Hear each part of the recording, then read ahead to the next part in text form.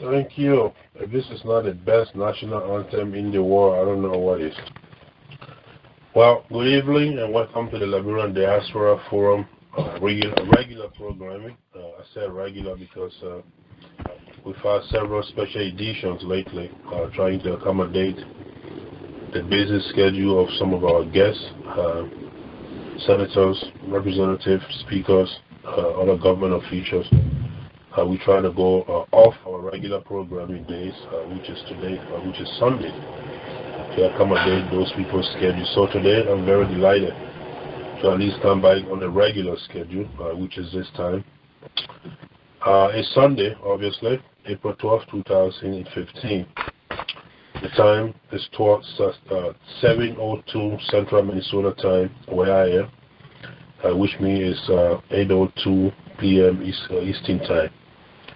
My name is Kafumba Kromah, your humble moderator, and my guest tonight, believe me, is not a stranger to this program. He's been here many times. And so then the question becomes, why are we having him today? First of all, it is the right of every Liberian to be heard. That includes you, the audience, tonight. If at any time you find it necessary, you have any information of relevance to share with our community, by all means, let us know. We'll make arrangement to arrange the platform for you. Or if you know someone who ought to be heard, please don't hesitate to let us know. But we invited Judge Melvin Johnson here tonight, specifically because of the news article that we read. I think many of us read. I hope you did. I saw the news article in Daily Observer online version. In short, the article alleges that Judge Melvin Johnson has lost his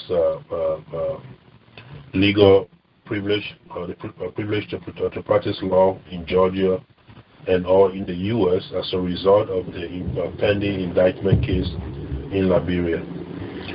So, following that news article, a couple of people sent me text messages asking me if I would invite Judge Melvin Johnson to comment on that, and I just simply forwarded one of those text messages to Judge Johnson. At the time he was on vacation, but he was gracious enough to have honored my invitation once again to come and clear the doubt. So Judge Melvin Johnson is here with us, and I want to take this time to welcome the Judge Johnson. Welcome to the show. Yes, thank you, Brother Kafumba. Thank you. All right, thank you. To those of you who just come in now, welcome to the show. As always, we have the judge on. Judge Johnson, I'd like to begin by asking you, I know we want to talk about the law degree, the legal lawyer thing and all that. We'll get to that fairly quickly here. But I'd like to begin by first stating that you will agree with me that to every bad situation, there can be a good. If there's not, I know there's not, you can't find good out of every bad situation, but at least most bad situations will produce some good things somehow, depending how you looked at it. Will you agree with me? Yeah, depending on the circumstances, yes, sir. Okay, I agree, depending on circumstances. So if that is the case, will you also agree with me that as bad, as terrible as the Ebola situation has been, or was in West Africa, specifically in Liberia, at least one good thing that one can say that came out of it is shifted focus from the corruption allegation to everything became Ebola. So would it be wrong to say at least that was one good thing for you? It took focus of you. Do you agree? No, I don't think it was necessarily a good thing in terms of shifting focus. The focus that was on me and Ellen Corcoran at the time, I think was a good focus, and is a focus that should be on people such as us who are willing to take the risks that we were willing to take to make the difference in our society. So, yeah, the Ebola situation, no doubt, was tragic, but I don't find it necessarily good that the focus was taken on. I don't necessarily want the focus taken off of me. I want the truth to come out. I want our people to be free. I want a better Liberia. I want a Liberia that has electricity, that has water. I want a Liberia that doesn't have the kind of corruption where we're ranked #1 in the world. I want a Liberia where over 90% of our people don't live on $1 or less a day. I want a Liberia where we don't have a government that has over 9,000 ghost employees in one ministry, according to USAID. I want a Liberia where we don't have over 4,500 ghost schools, again, according to the USAID. And so until we get that kind of Liberia, I have committed myself, Ellen Corcoran, I think I can speak for her, she has made that commitment, and others as well, that we will continue to fight, and we don't necessarily want the attention taken off of us. Okay, thank you. Folks, just so you know, I have your question lines open, so I'm going to ask you questions here, and by all means, feel free to begin dialing *61 on your phone, *61, and at any time, if you have any question, comment, or concern, that's how you make your input here. Just dial *61 on your phone. Thank you, George, for that clarification or for that remark. So then, let me also... If I may, Kafumba, I do want to make some introductory remarks. No, I'll come. Yeah, definitely. I'm coming to that. All right. Definitely. Yeah. So I wanted to ask you too. I wanted to ask you also about. I know the last time or one of the times you appeared on this program, we were made aware that in fact there was a counter lawsuit against the Liberian government for defamation of character and some other stuff. Back pay and stuff like that. So what's the status of that? Is that lawsuit still pending? And if so, where are you in that effort today? Yeah, we're still going forward with suing the Liberian government. The strategy has shifted a little. We've been working on some other things, and part of the introductory remarks, perhaps I would get into that. But the lawsuit is still going forward, as well as some other measures that we've been taking during the time of the tragedy, the Ebola that you mentioned earlier. Okay. All right. Well, Judge Johnson, I will hold on to the rest of my own questions. And as you rightly stated, that has been the format, particularly when we have very serious issues as the one we're talking about here. So how about I turn the microphone over to you so that you can lay out the facts, as part of your introductory remarks. So maybe that can also lay the basis for some of our callers to participate. Yeah, thank you. First thing I want to do is I just want to praise God and say thank you to God for the privilege to be able to dialogue on this program with you, my brother, and the rest of my brethren, far and near. I want to be clear and thank my Lord and Savior Jesus Christ for continuing to keep me, my family, and others as well. What I want to do first, Kafumba, is there's a lot of background noise. I don't know if you can hear me, if somebody's in the vehicle with the window down or... No, I can hear you. The only two lines open is yours and mine, and I'm sorry, there's some work going on right next door here by me. But I see. I'll try to manage that here so it doesn't bother you or the other listeners. Okay. Yeah, the first thing I want to do is I kind of want to provide an intro of myself and some of the things that God has been doing. Part of the reason I want to do this is when this recent situation for which we're on this program apparently occurred, I received slightly over 100 phone calls from well-wishers, different people, and many of them, to my surprise, had not followed the story. Many of them were even unaware of what was happening. They had either read or somebody had told them, and many of them were alarmed and had called me. And so I thought in my mind that the next opportunities that I get to speak, if given the chance, I would be sort of comprehensive to sort of introduce myself more to the listening audience, as well as give some background on the situation and then deal with the current situation at hand. By way of introduction, of course, I'm a Liberian, a very, very proud one. Many people haven't heard about me in the news and what is going on. They are thinking that this sort of fight against the authority for the Liberian people is the first thing that I've been involved in. And I want to sort of share with many people out there, many well-wishers, that this is not new territory for me.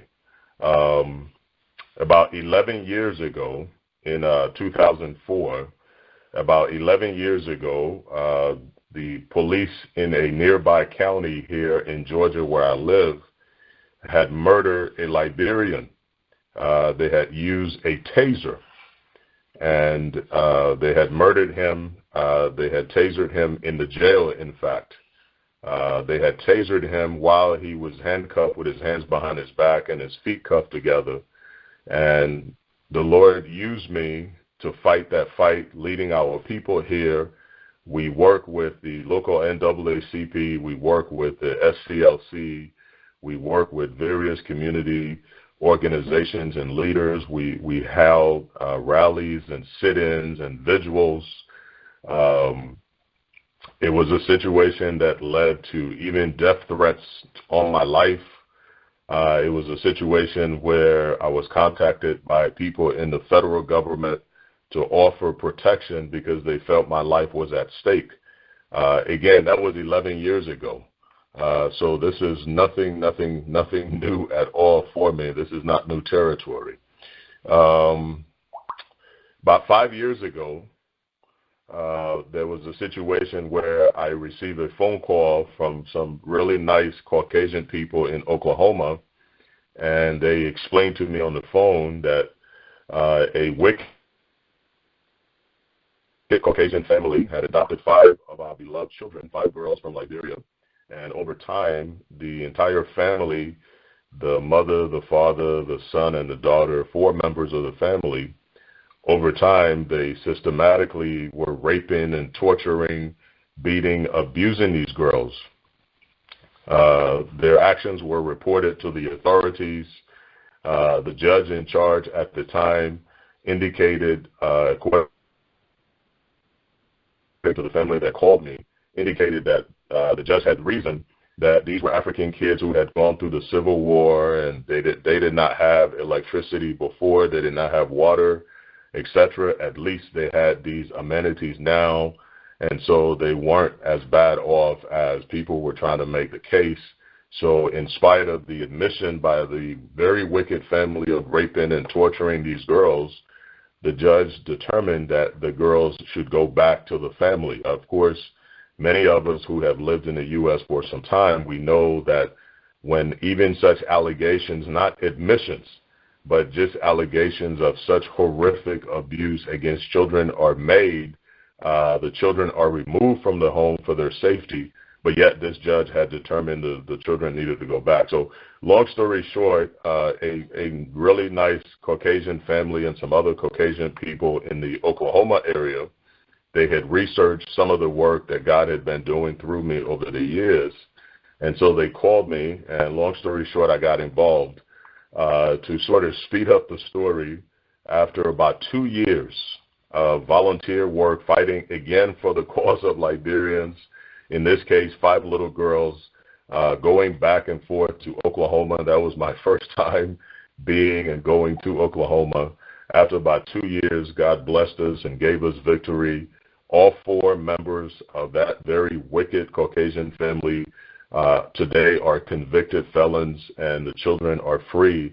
Again, that case involved a lot of risk to me. My bar license was at stake because I was being attacked by the judge that I was pursuing. We hosted rallies and sit-in and similar things that I mentioned that we did here in Georgia. So I provide, and there are other instances in New Jersey and Rhode Island, but in the interest of time, I'll stop there in this regard. But I say that to say that this is not new territory for me. This is something that I embrace. This is something I kind of look forward to. This is something that I'm convinced is a calling for me. This is something I was born to do, was to fight for the right of our people, fight for those that can't fight for themselves, and speak up for those that are unable to speak for themselves. In terms of this situation, I just kind of want to recap quickly again, because to my surprise, a lot of people have not followed and are unaware of what's going on. In terms of this situation, it all started when the president got elected. 2005, 2006, I had started a business in Liberia to support my extended family on my mother and father's side. And that business entails selling pig feet and smoked fish and salt pork and different things of that nature, importing them into Liberia from Europe and Canada, South America, etc. That business was very, very successful. As some of you may know, if you have a business in Liberia, it behooves you to be there on a regular basis.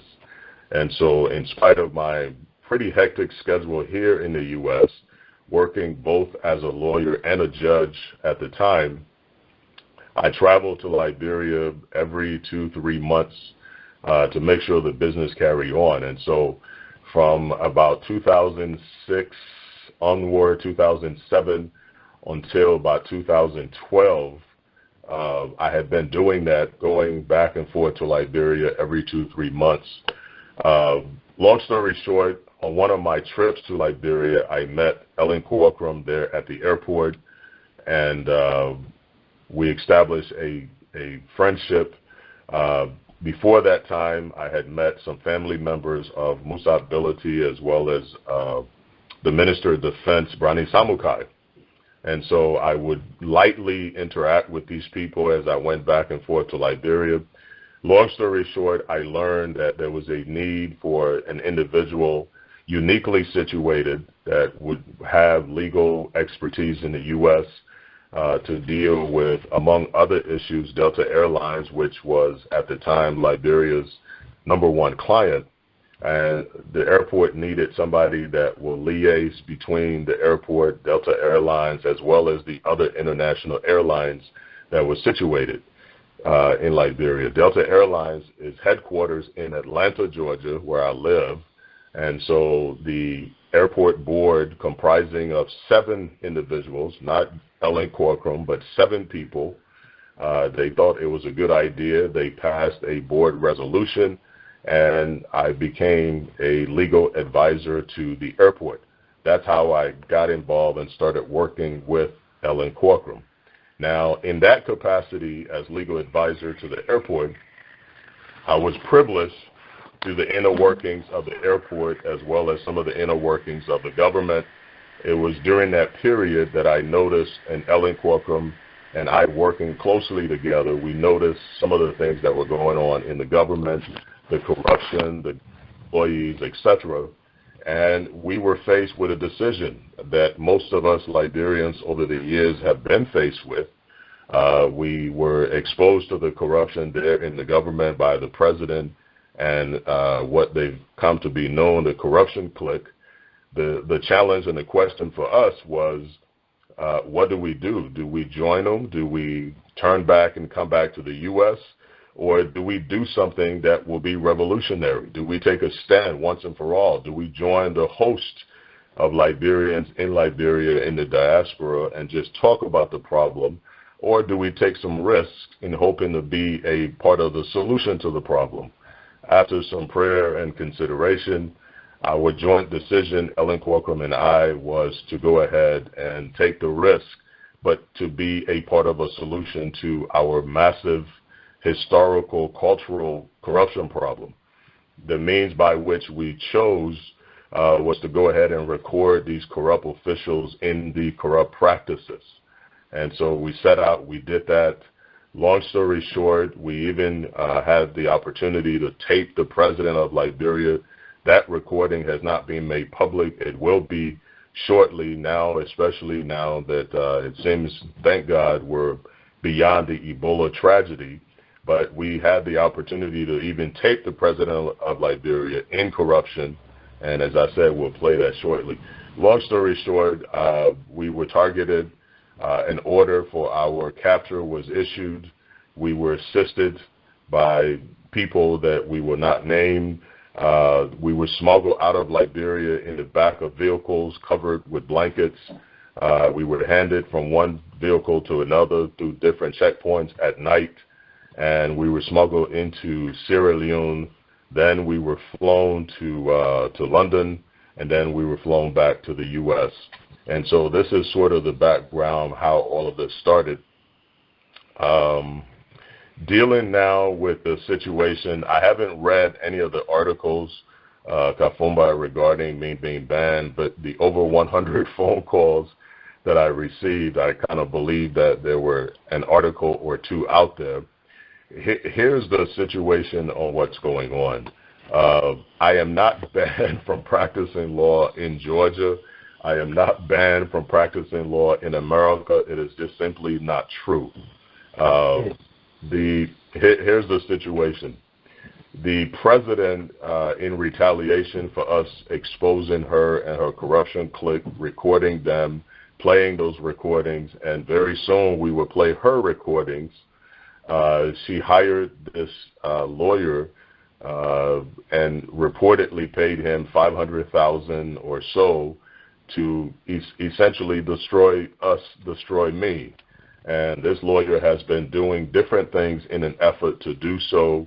One of which he's done is he's filed a complaint with the Georgia State Bar. That's the institution that oversees the licenses for lawyer.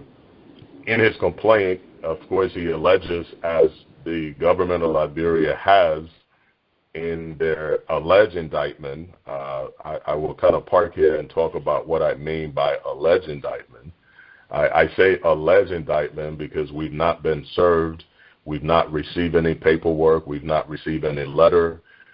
Everything we've heard about the indictment has been through the media.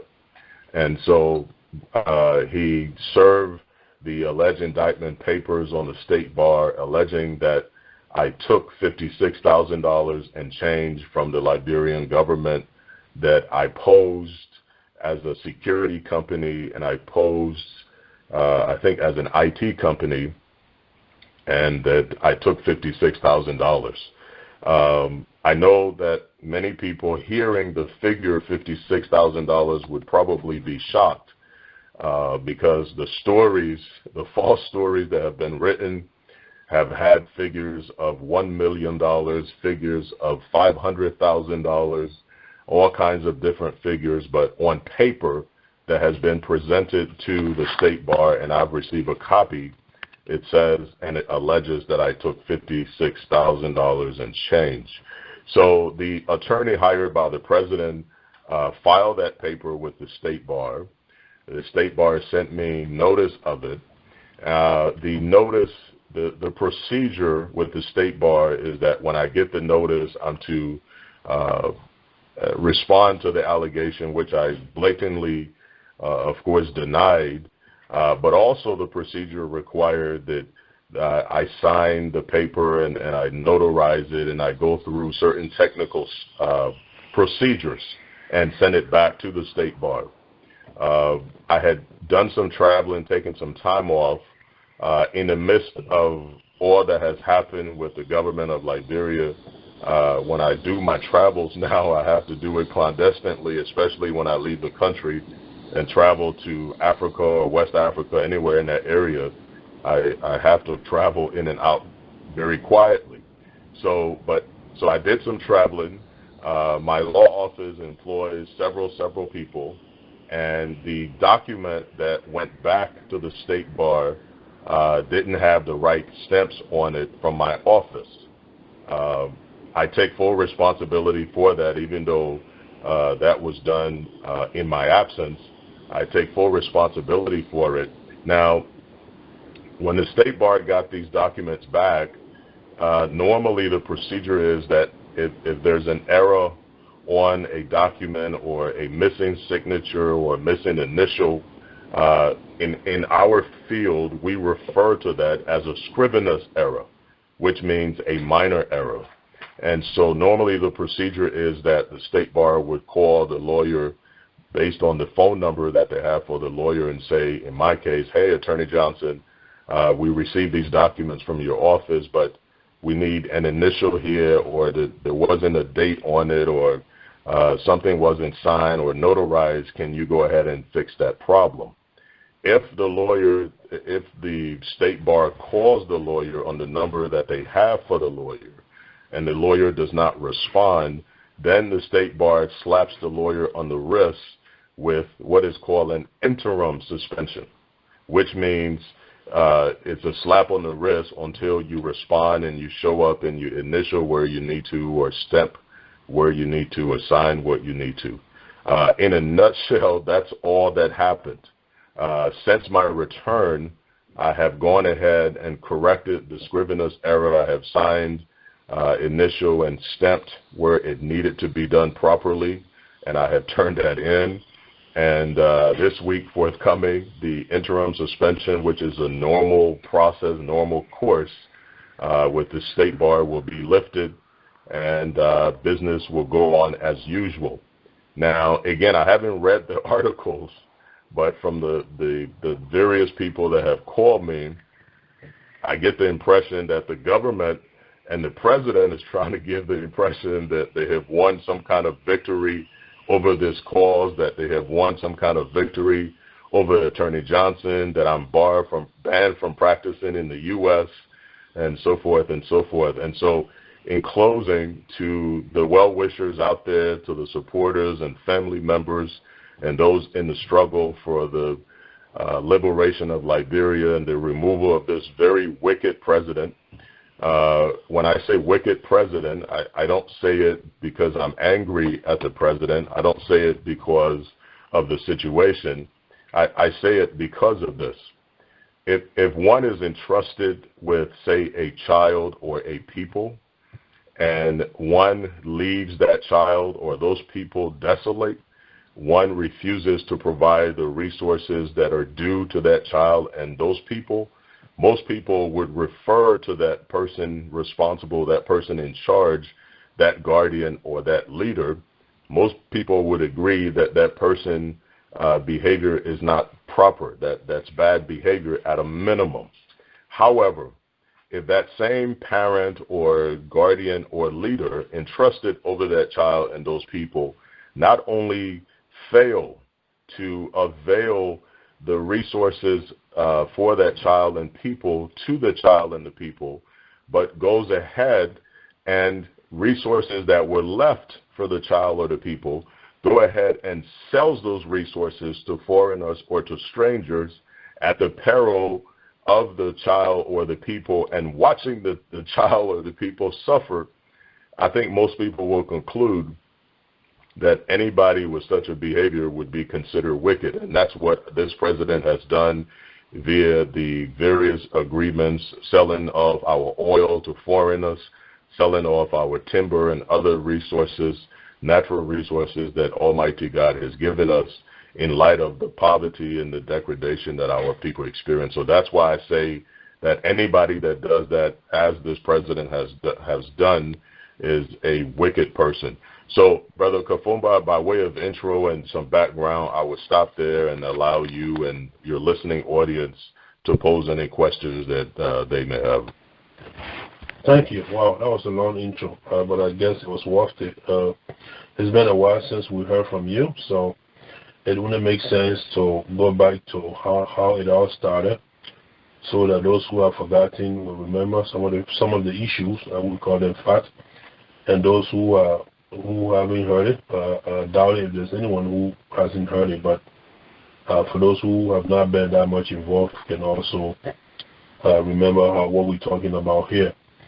If you're just joining us, and so many of you have just within the last 15 minutes, I'd like to welcome you to the Liberian Diaspora Forum weekly talk show. Many of you are return callers. Because I recognize many of these numbers yesterday and the day before. Thank you for your loyalty and welcome to the program. And if you have any question, comment, or concern at any time you want the program, just dial *61 on your phone, *61 and that's how you get to talk. That's how you get to ask questions. Reverend Johnson, Reverend Johnson, I'm calling you Reverend now. Judge Johnson. Before I take the first, I know, right? I just came from interacting with several reverends concerning the 10 years old Liberian boy that was missing here in Minnesota. We just got done with that issue by the recover that positively identifies the missing 10 years old Liberian boy. Very sad for the family, sad for the community. So, but Judge Johnson, before I take the first caller, though, I want to go back to a question, one of the few questions I asked you earlier, with a specific reference to your counter lawsuit. But by the way, where is your counter lawsuit being filed against the government? Is that in the U.S. or in Liberia?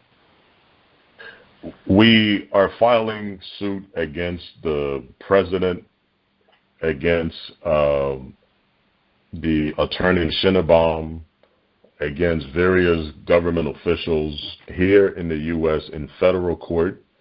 The ECOWAS, for the ECOWAS nation, has a court system there in the region as well. So at a minimum, those are the two places that we're filing the suits. Quickly, what was the counter suit about? Defamation of character, and what's the other thing in your counter suit? I don't have the papers before me, but certainly the defamation of character, there's a legal theory called malicious persecution, which basically means that you're going after somebody even though you have all the evidence and you know that the person has done nothing. But in going after them, you're hoping to bring harm to them and their family. This is something that I don't know, a lot of people don't know, but as a consequence of this, my father dropped and died from a heart attack in Liberia, and I wasn't able to go home. And I am the oldest child, and so there were a lot of things that were due me, that were my responsibility, that because of all of this, not only his passing, but I've not been able to fulfill as well. So there's a series of things that are going into that suit that will be filed here in the U.S. as well as in the ECOWAS court. Please accept our condolences for the death of your father. Now, you in your intro, you stated that the indictment, as far as you are concerned, is alleged because you have not received any official paperwork to that effect, and so therefore implying that you don't even feel indicted. And so if that is the case, why are you filing counter lawsuit? If you don't think that no paperwork has been filed for this case and there's nothing going on, why are you filing counter lawsuit then? That's a good question, brother. I'm not saying that there hasn't been an indictment or whether there is. When I say alleged indictment, the laws in Liberia, and everywhere for that matter, provides that when a government brings charges against individual, that the government is required to go through a process of serving the persons or person that the charges are brought against. My address is public information because of what I do. It's the same address that the government has always had when I worked as legal advisor for the airport. My phone number remains the same. My office has been the same. And so the government has all that information. And so if the government wanted to follow the proper procedures as prescribed by the law, I'm easily identifiable to be served. And so when I say alleged, again, is because the government has not followed any procedures or process whatsoever in fulfilling what the law requires. Okay, thank you. We'll take our first caller for the night, and that will come from 2762. Your name, where you calling from, your question, comment, or concern for Judge Johnson, Judge Melvin Johnson. Yeah, can you hear me? Yeah, I can hear you. Where you calling from? Your name? Where you calling from? Okay, my name is Pico Conway. I'm calling from Philadelphia. Okay. Councilor Johnson, how are you? It's very good to hear your side of the story, and I think if the fight that you are in, especially against corruption, is true, then I think it's a good fight. But I have 2 questions. I don't want to make it too long. First, I don't know whether you have any political ambition or wish. Maybe you feel that the government is targeting you. And the second part of my question is the document or the suit filed against you. Is it a public document for us to lay hand on? If it's a public document, where can we find it so that we ourselves can peruse it and know what the charges are against you? Thank you. Thank you. Yeah, thank you to the brother from Philadelphia. I believe the first part of his question was whether I have any kind of political ambition, and I feel that this is an impetus for what the government is doing.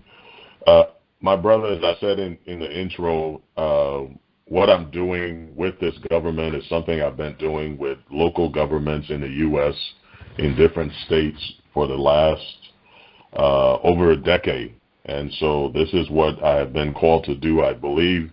And so this is what I have been doing. I have not done it over a decade ago for political reasons here in the U.S., and I'm not doing it in Liberia and haven't done it in Liberia now because this matter has been going on, I believe, going into year 3. I didn't do it, and I haven't done it for political reasons.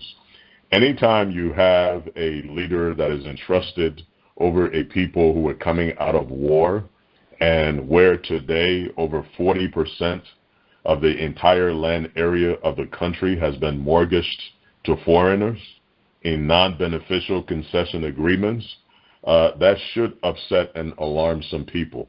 Anytime you have a leader and a government that has sold over 60% of the remaining rainforests in our country, that should alarm and upset a few people. Anytime you have international agencies review logging concession agreements of the government, in this case, Ellen Johnson Sirleaf's government, they reviewed 63 of the logging concession agreements, and 61 out of 63 concession agreements were determined to be illegally done by international bodies. Anytime you have such things going on, it should upset some people, and it has upset me. I'm dissatisfied with the culture and history of corruption that we have and what is being practiced by this government. And so if I have a political reason, the political reason will be the everyday Liberian, the suffering people on the street, and Mama Liberia overall moving forward. I believe the second part of the question has to do with whether the suit is public information. What has been filed with the Georgia Bar is not public information, but what has been filed, basically, the lawyers submitted a copy of what I'm calling the alleged indictment. And so that indictment is pretty much everywhere. I believe most of the news agencies have published the indictment. And so that is public information. I am on Facebook. If you reach out to me on Facebook, Melvin Johnson in Atlanta, Georgia, I will send you a copy of the alleged indictment that I have as well. Thank you. We will hear from another caller. 0939-0939. Your name, where you calling from? Question, comment, or concern for George Johnson. This is Concoy Doma. I'm calling from Philadelphia. George Johnson, I want to thank you very much. Sometimes I wonder if in this country somebody recorded a senator or a representative or a cabinet minister committing crime, committing corruption, and the person flees to Cuba or Russia, and they play the recordings here. Do we believe the American people will say, oh, John who fled and went to Cuba, you stole money from here, you are corrupt too, we want to bring you back, and forget about the senator or representative that was recorded committing crime here? No. The Senate will conduct a hearing. The House of Representatives will conduct a hearing. It will be all over the newspaper, because the people here, they want decency in their public service. Ours is not like that. 2 representatives came from Liberia here and started defending those that were recorded. Why they couldn't let these people defend themselves? Why the people of Liberia can't find out whether the recordings are authentic or not? Why they can't conduct hearings? You know the reason?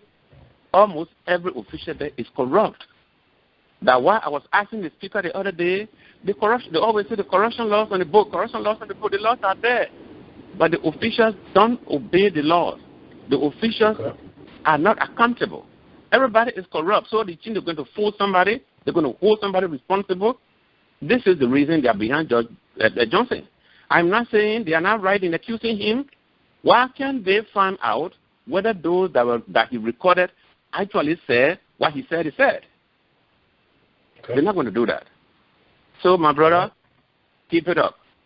The very people in this country who are against you too, you know what they do? When they leave here, with all the education they get here, they go to Liberia and be corrupt more than the people there. They sit there and steal our people money and send here to support their wives and children. I'm going to leave it at Domo. You made a point. Thank you. Judge Johnson, before I take the next caller, you do understand why some have found it a bit difficult to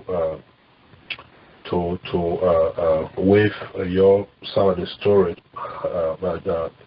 And I'm saying, if, for instance, if what he said earlier, you and Ellen decided to recall all these corrupt officials in the interest of Liberia and Liberian people, that's a good thing. But I think that the difficulty lies in the fact that the government came out with charges against you before you came out with your recordings. So it seems as though the recordings only came out after you and Ellen were being charged with corruption and stuff. And so, do you understand why it's difficult for people? Some people, I know not everyone, but for some people to just get on the wagon and start saying, yeah, Judge Melvin Johnson did the right thing. Yeah, Brother Kafumba, I know it's been a while, and you mentioned that, with the advent of the Ebola tragedy, the story kind of went away. But I'm quite surprised at your question and what your question implies, because I have been on the show. You said in the beginning that I wasn't a stranger to the show, and I've been on the show, and we made it very clear that we, in Liberia, while we were in Liberia, still working in Liberia, having made some of these recordings, that we had a press conference at Fabric Radio in Cinco. At that time, we played some of the recordings on the air in Liberia while we were in Liberia. Before any charges were brought up. After we left Liberia, 8 months after we left Liberia, before charges were filed, we played the recordings in Liberia. The president and other officials, they panicked. They realized that they may have been potentially recorded. It was at that time that the president ordered us to be captured under cover of darkness. It was at that time that Almighty God shed his grace and mercy on us and touched the hearts of total strangers. And these people assisted us to escape out of Liberia, not only with the recordings, but with our lives. And so, no, we did not play the recordings or do the recordings after we were charged. We did the recordings while we were in Liberia. We played the recordings while we were in Liberia. We had a press conference, invited every member of the Liberian media. We played the recordings. We were smuggled out of Liberia after we received the threats to our lives. And 8 months after we left Liberia, having played the recordings before the charges were brought. Okay. All right, thank you, Judge Johnson. Our next caller is 4893-4893. Your name, where you calling from, question, comment, or concern for Judge Johnson. Yes, thank you very much. This is Obi. I'm calling from the state of Illinois. Okay. Judge Johnson, good evening. And my question is very simple. I just want to know if you are a U.S. citizen or a Liberian citizen. And if you are a U.S. citizen, why do you think it was okay for you to record Liberian government officials? And then why do you think you should not be charged for espionage? Okay. Thank you. Thank you. Judge Johnson? Yeah, Mr. Obi, anytime you have 90% of the population living on less than $1 a day, anytime you have the president setting up in one ministry, being the Ministry of Education, over 4,500 ghost schools for which they're collecting monies, for which they're pretending they're receiving donations, saying that we have these schools, we need supplies, etc., but these schools don't exist.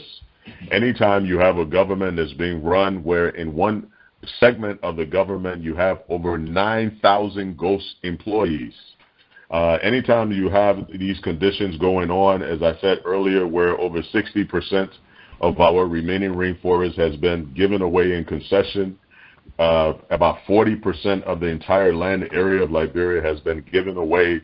Anytime you have these conditions and the government officials are changing brand new SUVs to the tune of $90,000 every 2 years, I think some Liberians, somewhere we need to rise up, we need to man up and woman up and do something about it.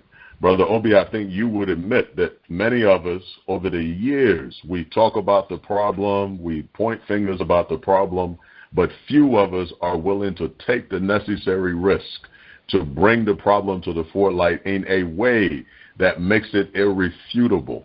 The caller before you, Brother Obi, had mentioned about the recordings and the authenticity of the recordings. There has been not one individual who we recorded that has ever come out publicly and said, that's not my voice, that's not what I said. Everybody that we've recorded, including the president, from the recordings we've played so far, not one of them have denied it. And so to answer your question, why would we make such a recording? Because Liberia needs to be different. Liberia needs to change. Liberia needs to be positioned so we can compete with other countries in the region and the world, so we can take our rightful place as God's children, so that we can be free from such tyranny of a government, as I described earlier, such wickedness of a government. That's the reason why those recordings were made, and they should be made. Now, you talked about espionage or whatever charges. I don't control what charges the government chooses to bring, but one thing I do know, my brother, whatever charges they bring, they have to be able to prove it. And because we've done nothing wrong, because we've done nothing illegal, the government of Liberia, yesterday, today, and forevermore, would never be able to prove that we've done anything illegal. Consular Johnson, the other one, before I ask my question, though, the other part of Obi's question was whether in fact you are a U.S. citizen. Are you? I am a Liberian, my brother. I'm a Liberian, Brother Obi, just like you. I'm a product of demonstration right there at Camp Johnson Road. I'm a product, additionally, of Rick's Institute, a proud product of Rick's Institute in Virginia. Both of my parents are Liberians. I was born and raised in Liberia, so I am totally a Liberian, my brother. Okay, thank you. Next, we'll hear from 2018-2018. Your name, where you calling from, question, comment, or concern for Judge Johnson. 2018. Oh, okay. My name is J. Arizona Tota, speaking from St. Paul, Minnesota. Welcome to the program. Okay, good evening, Judge Johnson. Actually, I'm happy that I hear your voice and since the whole incident started, there was a lot of barrage or criticisms against you and Madam Eric Crooker, and this is my first time interacting with you. But I have one question for you. Do you think that you have a standing or legal ground to prosecute or to raise a case against the present regime? My brother, thank you. It's a pleasure to be able to engage you on this forum. Absolutely, we have a legal ground. Anytime under the law you go about saying things about a person or people that are not true, that you know not to be true, but you're trying to cover up stuff, You're trying to retaliate because they recorded you in the case of the president and the government officials, because they recorded you who were public officials in a public setting discussing public business, and you engage in corruption, and you become angry because of that, and you put lies together, you fabricate, you try to destroy these people's character, you try to destroy their families. You have supported the death threats that we've received, the physical threats to ourselves and our families.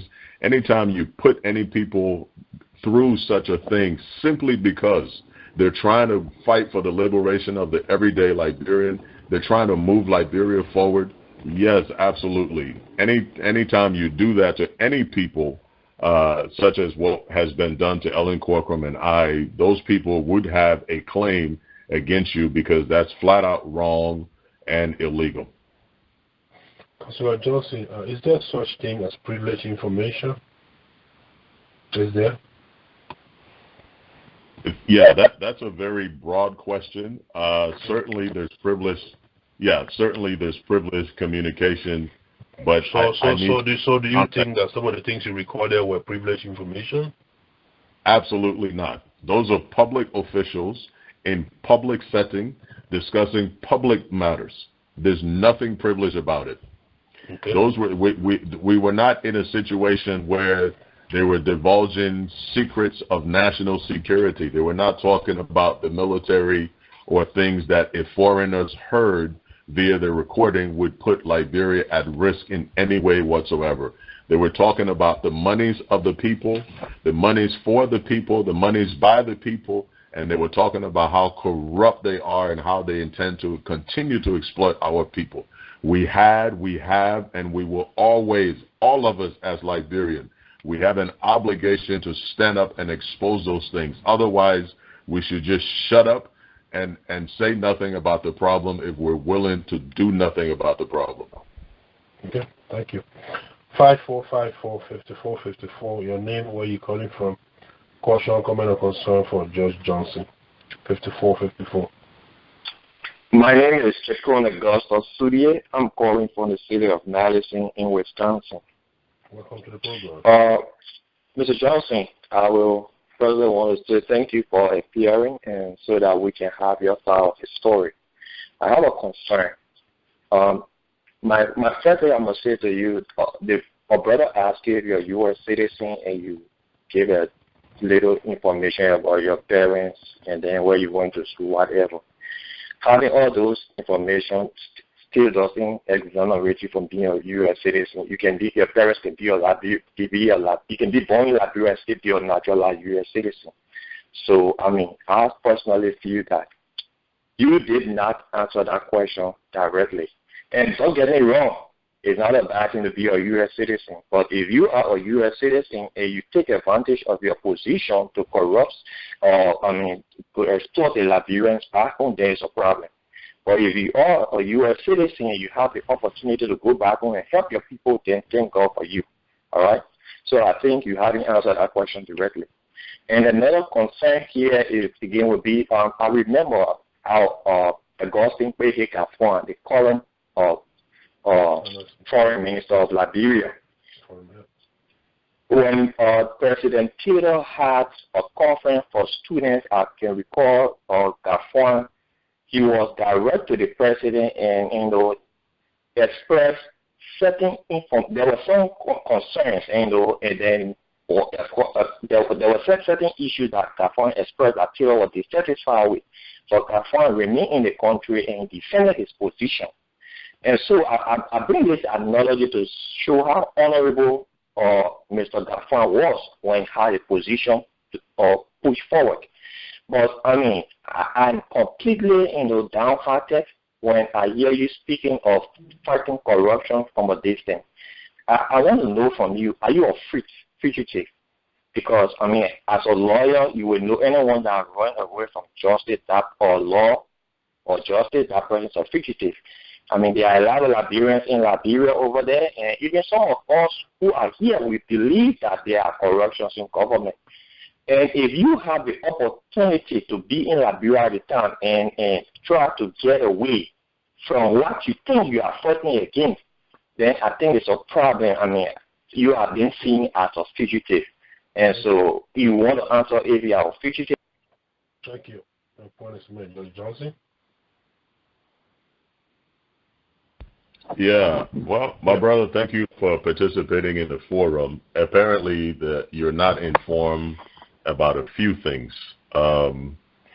We saw the corruption in Liberia. We made a decision to do something about the corruption. We recorded the corrupt president, the corrupt government officials.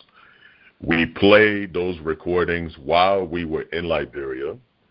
Our lives were threatened. The highest ranking security officer in the country, that being the Minister of Defense, made it very clear that our lives were threatened.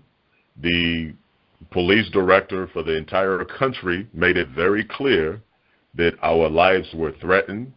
The director for all the airport policing and security made it very clear that our lives were threatened. In fact, that he was directly threatened because of our safety. Now, after those things occurred, we were advised, and it was very good advice, to leave Liberia, and we were assisted to leave Liberia because there had been an order, a secret order issued against us, our lives, and our safety. You mentioned the word often fugitive. Let me try to help you, my brother. A fugitive would be somebody that charges were brought against, and then that person flees. We did the recordings in Liberia. We played the recordings in Liberia. We left Liberia 8 months after we left Liberia, 8 months after we left Liberia before charges were brought. So that would not qualify in any way as a definition of fugitive. How will you describe, you made reference to how you were smuggled out of Liberia. Who gets smuggled out of the country? How do you describe that then? How would I describe us being smuggled? Yeah, I mean, if you were smuggled out of Liberia, as you alluded to earlier, from cover on the blanket from one vehicle to another. Right. We were told that because of the press conference that we held earlier in Liberia, whereby we played the recordings of government officials being corrupt, we were told that the president was concerned that we may have recorded her as well in corruption.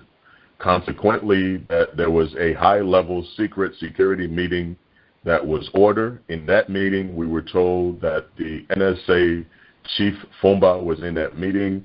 We were told that the immigration chief, Abla at the time, was in that meeting. The police director certainly was in that meeting. And we were told that at the end of that meeting, all present were ordered to capture us. We were told further that an inquiry was made of the president as to what is it that we had done, what laws had we violated, what charges were brought.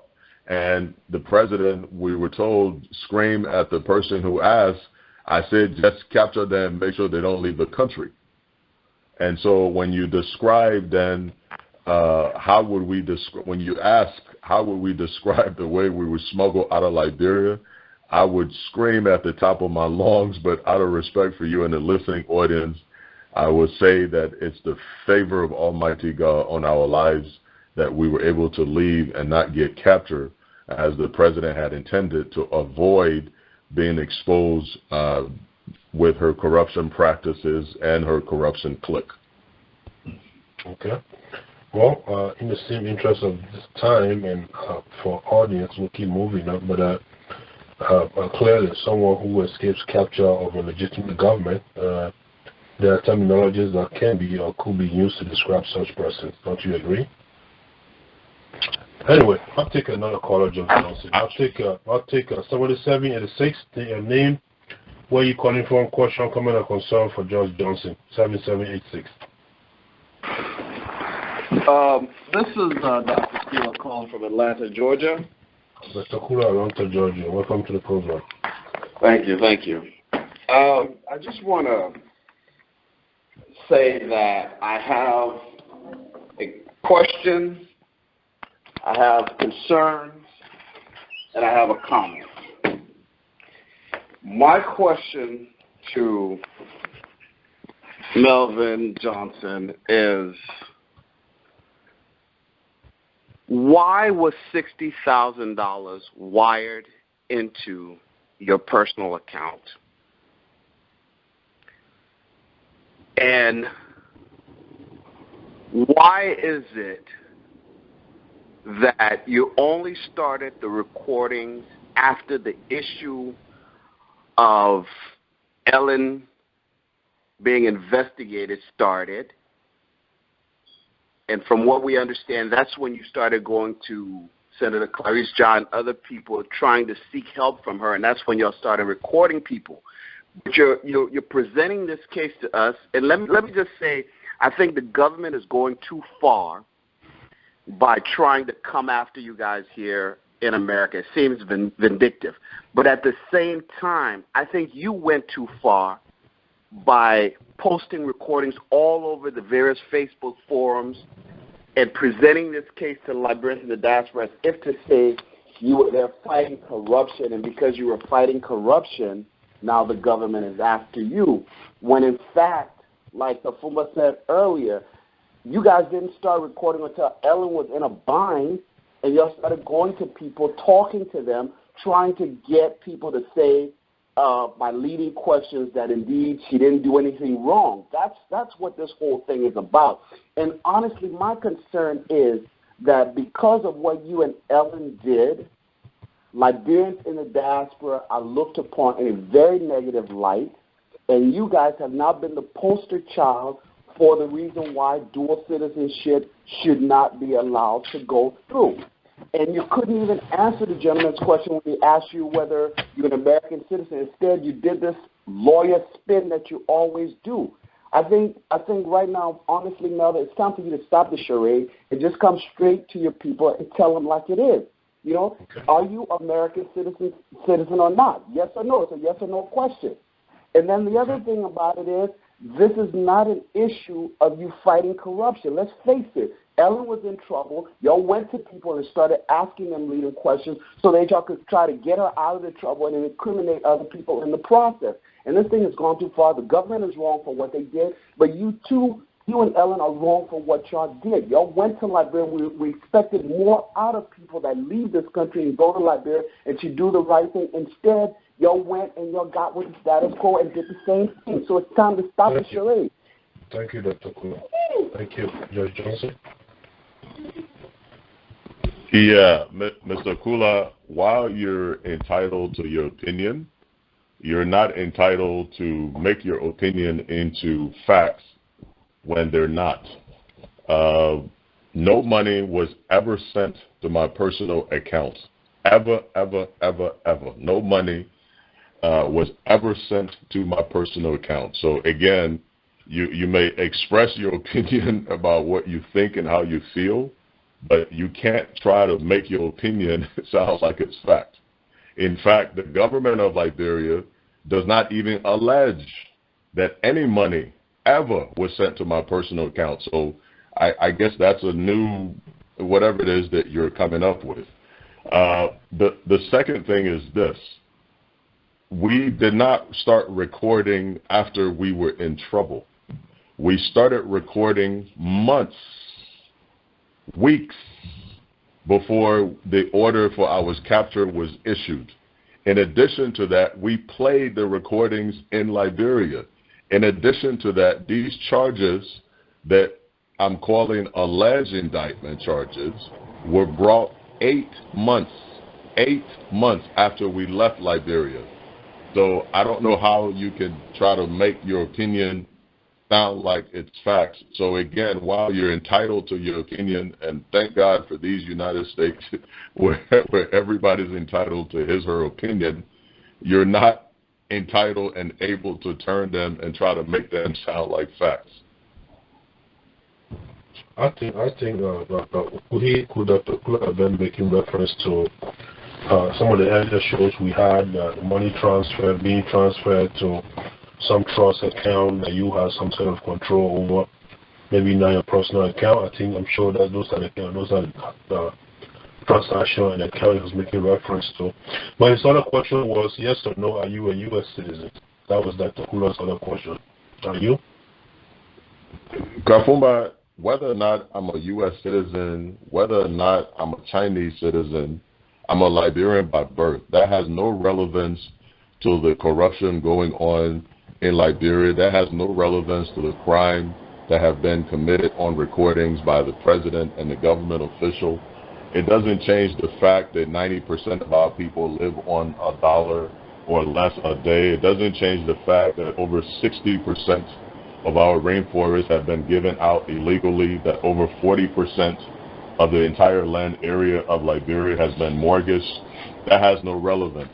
The reason that I have continued to respond to the question the way I did is because those that wish not to deal with the real issue, they often find those things that will create distraction, such as what Bartun Kula mentioned, that this has something to do with an effect on dual citizenship. This is not about dual citizenship. This is about corruption going on that has plagued our country, that continues to plague our country. This is about two young people that decided enough is enough, that instead of, like Bartun Kula and others, just merely talking and then going to bed and waking up and talking, two young people decided, you know what, we will make a difference. We will change the course of Liberian history. We will change the course of how business is done. We will record these officials and the president, and we will expose it to the world. God help us do it.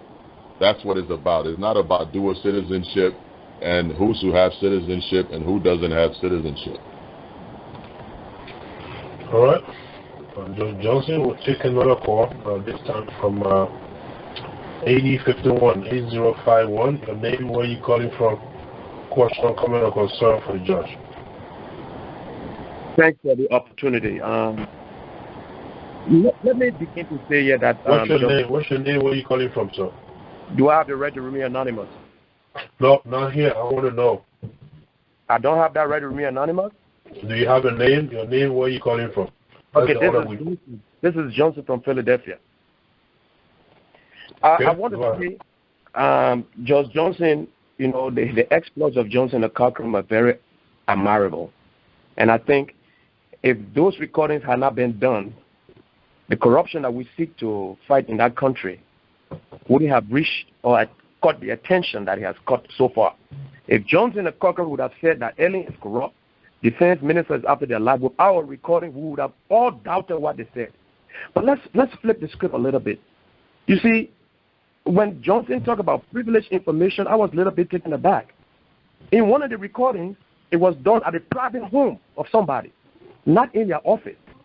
So how would you not say that was privilege? You go to somebody's house and try to seek assistance and record that person in their private domain. Isn't that the violation of their privacy? And two, you know, you being a citizen of America and a Liberian, there are two different things. You are moving the question. It's sounding very low. We can barely hear you. The lawyer made it clear. Can you hear me now? No, it is not quite. You're sounding very low. Okay, can you read? Raise my voice. The lawyer representing the government said that you are an American citizen, and it's because that extradition procedures are even having difficulties. If you are not an American citizen, like Ellen Cochran, there wouldn't be extradition record file for you to go. So definitely, there are records to show that you even voted in America. You are an American citizen, and here's where the problem is. You can't be elusive. Why can't you be proud? You renounce your citizenship based on certain conditions. Say it, my brother. You can be an American and still fight our war. Amnesty International will condemn all the human rights abuses in Liberia, although they are an international organization. But you see, for you to be credible, you need to come up credibly. You can't be elusive. If you're an American citizen, so what? The cause that you are fighting is a genuine cause. Say it. And you give yourself credibility. Thank you. Thank you. Judge Johnson? I don't even know if it's worth responding to because I've already that wasn't the that. question, but yeah, so he's speaking to credibility there that if you're truly fighting corruption, then why don't you come clean at least for once with respect to this citizenship issue?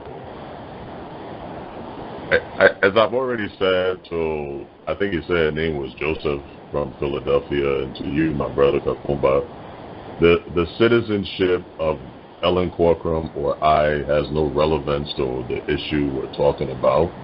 It is merely distractive. It's merely an attempt. Who determines what has relevance and what doesn't? Who determines that? If that's what Liberian people want to know first, and how can you continuously dismiss that, Judge Johnson? My response is this, Brother Kafumba. The overwhelming majority of the people that we've talked to, that we've heard from, the people for which we risk our lives, that's not an issue of relevance to them. Now, a lot of the self-proclaimed political pundits who are in the diaspora, that might be an issue of relevance to them, but the everyday Liberian that's living on less than $1 a day, the everyday Liberian that's going through the struggle with no electricity, no roads, no water, no school, no medicine, any Liberian that comes back and wishes to contribute, wishes to expose the evil to bring some relief to them, they have clearly expressed that they're appreciative and they're not concerned about whether this person has naturalized or did not naturalize in Ivory Coast or America or anywhere else for that matter. And so the people that we risk our lives for, no, this issue is not relevant. All right. We'll take another call. Before doing so, let me welcome my many guests to the Liberian Diaspora Forum Weekly Talk Show. Tonight we have the privilege again of hosting Judge Melvin Johnson from Georgia, Atlanta, talking about the same old corruption allegation charges brought up against him and Sister Ellen Corcoran. So if you have any question, comment, or concern, all you have to do is dial *61. Keep in mind there are a lot of callers waiting ahead of you. And next weekend, I'm not sure if it's going to be Sunday or Saturday, one of those 2 days, Milton Teja will appear. He and I will finalize that this Wednesday. Whether it's going to be Saturday or Sunday, I'll keep you posted. Our next caller will be 4029-4029. 4029, your name, where you calling from, question, comment, or concern for Judge Johnson. Hello. Hello. Yeah, okay. My name is Macaulay Wula, and I call from Minnesota. Welcome to the show. Okay, let me say to Judge Johnson, I am not a fan of him, but the issue here as Liberians, we have all been concerned about corruption. So I don't think actually, because it's a debate now between government and Judge Johnson, and let the government be able to prove their case if they believe that Judge Johnson did wrong, which of course I was in Liberia. I was working with the national legislature since 2009 up to 2014, and I know I follow up the Judge Johnson and Ellen Corcoran situation back home. But the issue here we should focus on, this brother have come up with some recording that indicted a lot of people back home in Liberia, defense minister, police director, and just name it. And this is not the only situation. We all as Liberians, we have seen a knucklegate situation that had an extension to the president. We have seen the passport, the diplomatic situation. We have seen a lot of things that are not good for our country. So the issue here is, if Judge Johnson, including I hear people debating about citizenship, whether he's a Liberian or an American or so. Look, including the ministers we're talking about, up to the president, we all know that most of our government officials are American citizens. So that should not be the actual issue. The actual issue here is, if we are serious about corruption and people, regardless of what the situation are, can come and expose those things, I think that the challenge should be on the part of the government. All of us are in America right now. We know if what has happened with the Ellen Corcoran and Judge Johnson situation, if that was in Liberia, people are going to be to resign, people are going to be prosecuted and stuff like that were on that recording. on those recordings, and all of them, including the defense minister, I listened to in Liberia, admitted that yes, that's his voice. Nobody denying that is not their voice. So why should we be debating about citizenship or so when we know more than 50% of those in high position in Liberia are American citizens? So Judge Johnson, in closing, I would say I'm not a fan of you. I don't know whether indeed you guys actually, like they are claiming stuff from the people of Liberia, but I think the real issue are those recordings, and the Liberian people should hold the authorities back home seriously for those recordings. Thank you. Thank you for your contribution. Judge Johnson, you want to add to that? Or?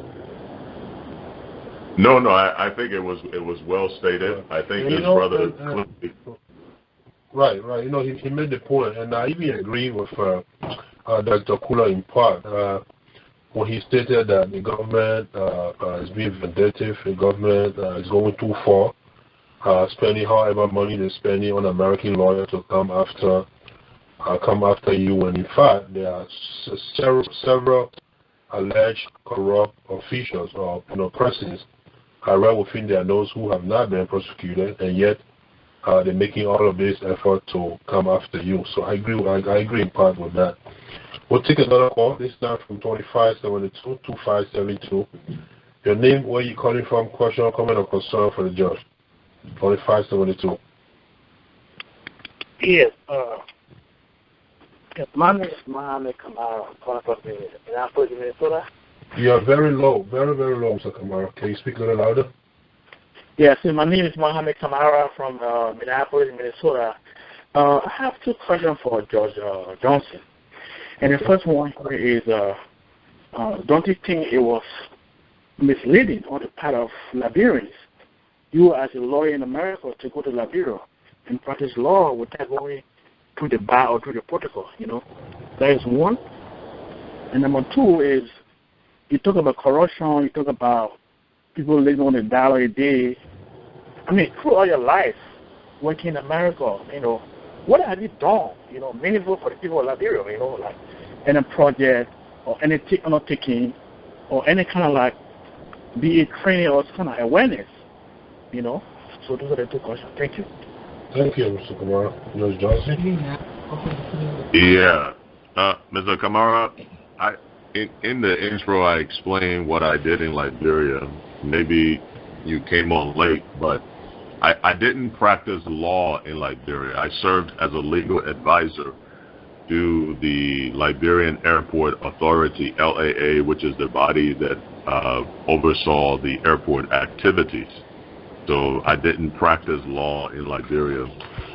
The second part of your question, what have I done? Again, in the intro, I went through a litany of things that the Lord has led me to do not just show in terms of what I've done, but to show that this kind of a work is not new territory for me, that this kind of a work, in part responding to one of the callers who asked about political motives or political persuasion, that this has nothing to do with politics, that Almighty God just simply calls certain people and favors and empowers certain people to do certain things on earth.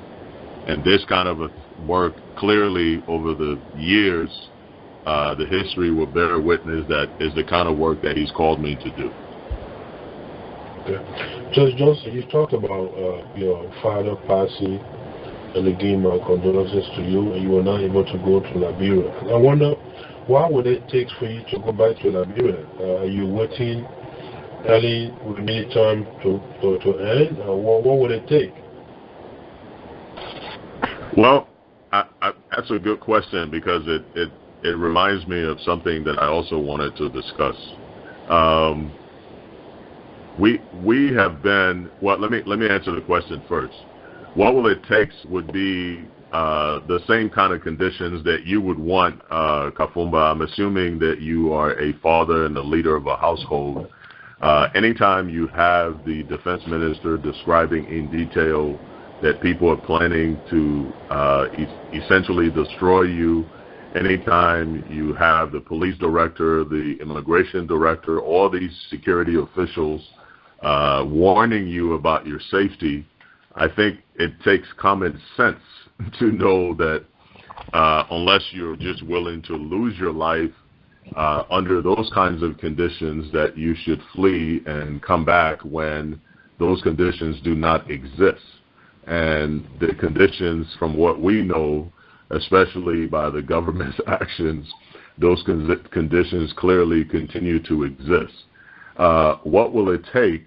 Hopefully, God willing, what it would take would be part of the efforts that we've been engaged in while the Ebola stuff had been going on back home.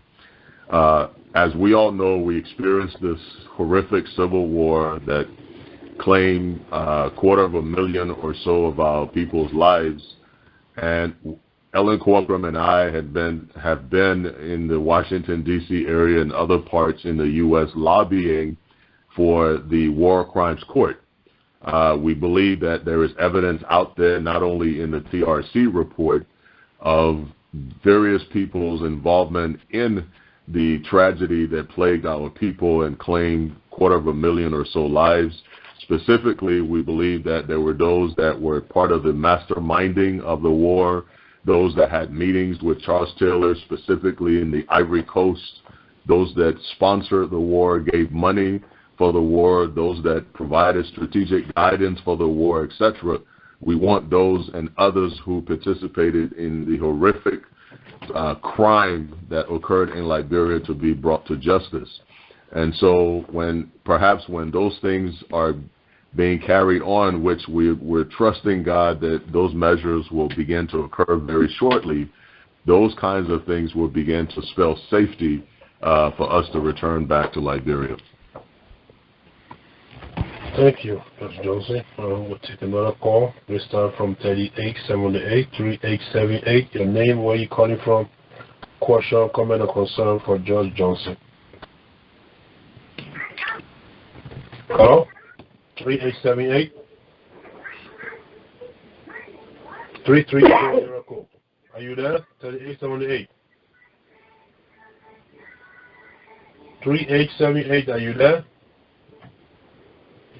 Alright, we'll come back to this caller one more time and see if they are ready.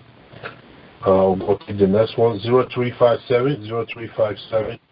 Your name, where you calling from, question, comment, or concern for Judge Johnson.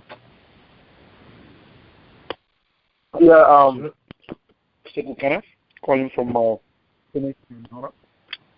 Calling from? Thank you, Kafumba, for taking my call. What did you say? Where are you calling from again? Calling from Phoenix, Arizona. Okay, welcome to the show. Thank you.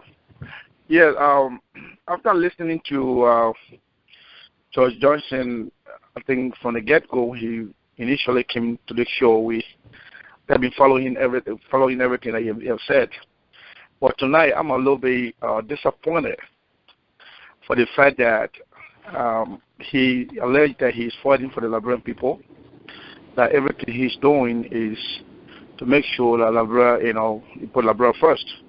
Now, those that are asking the questions, regardless of their status of being in the United States or being in Liberia, are also Liberians.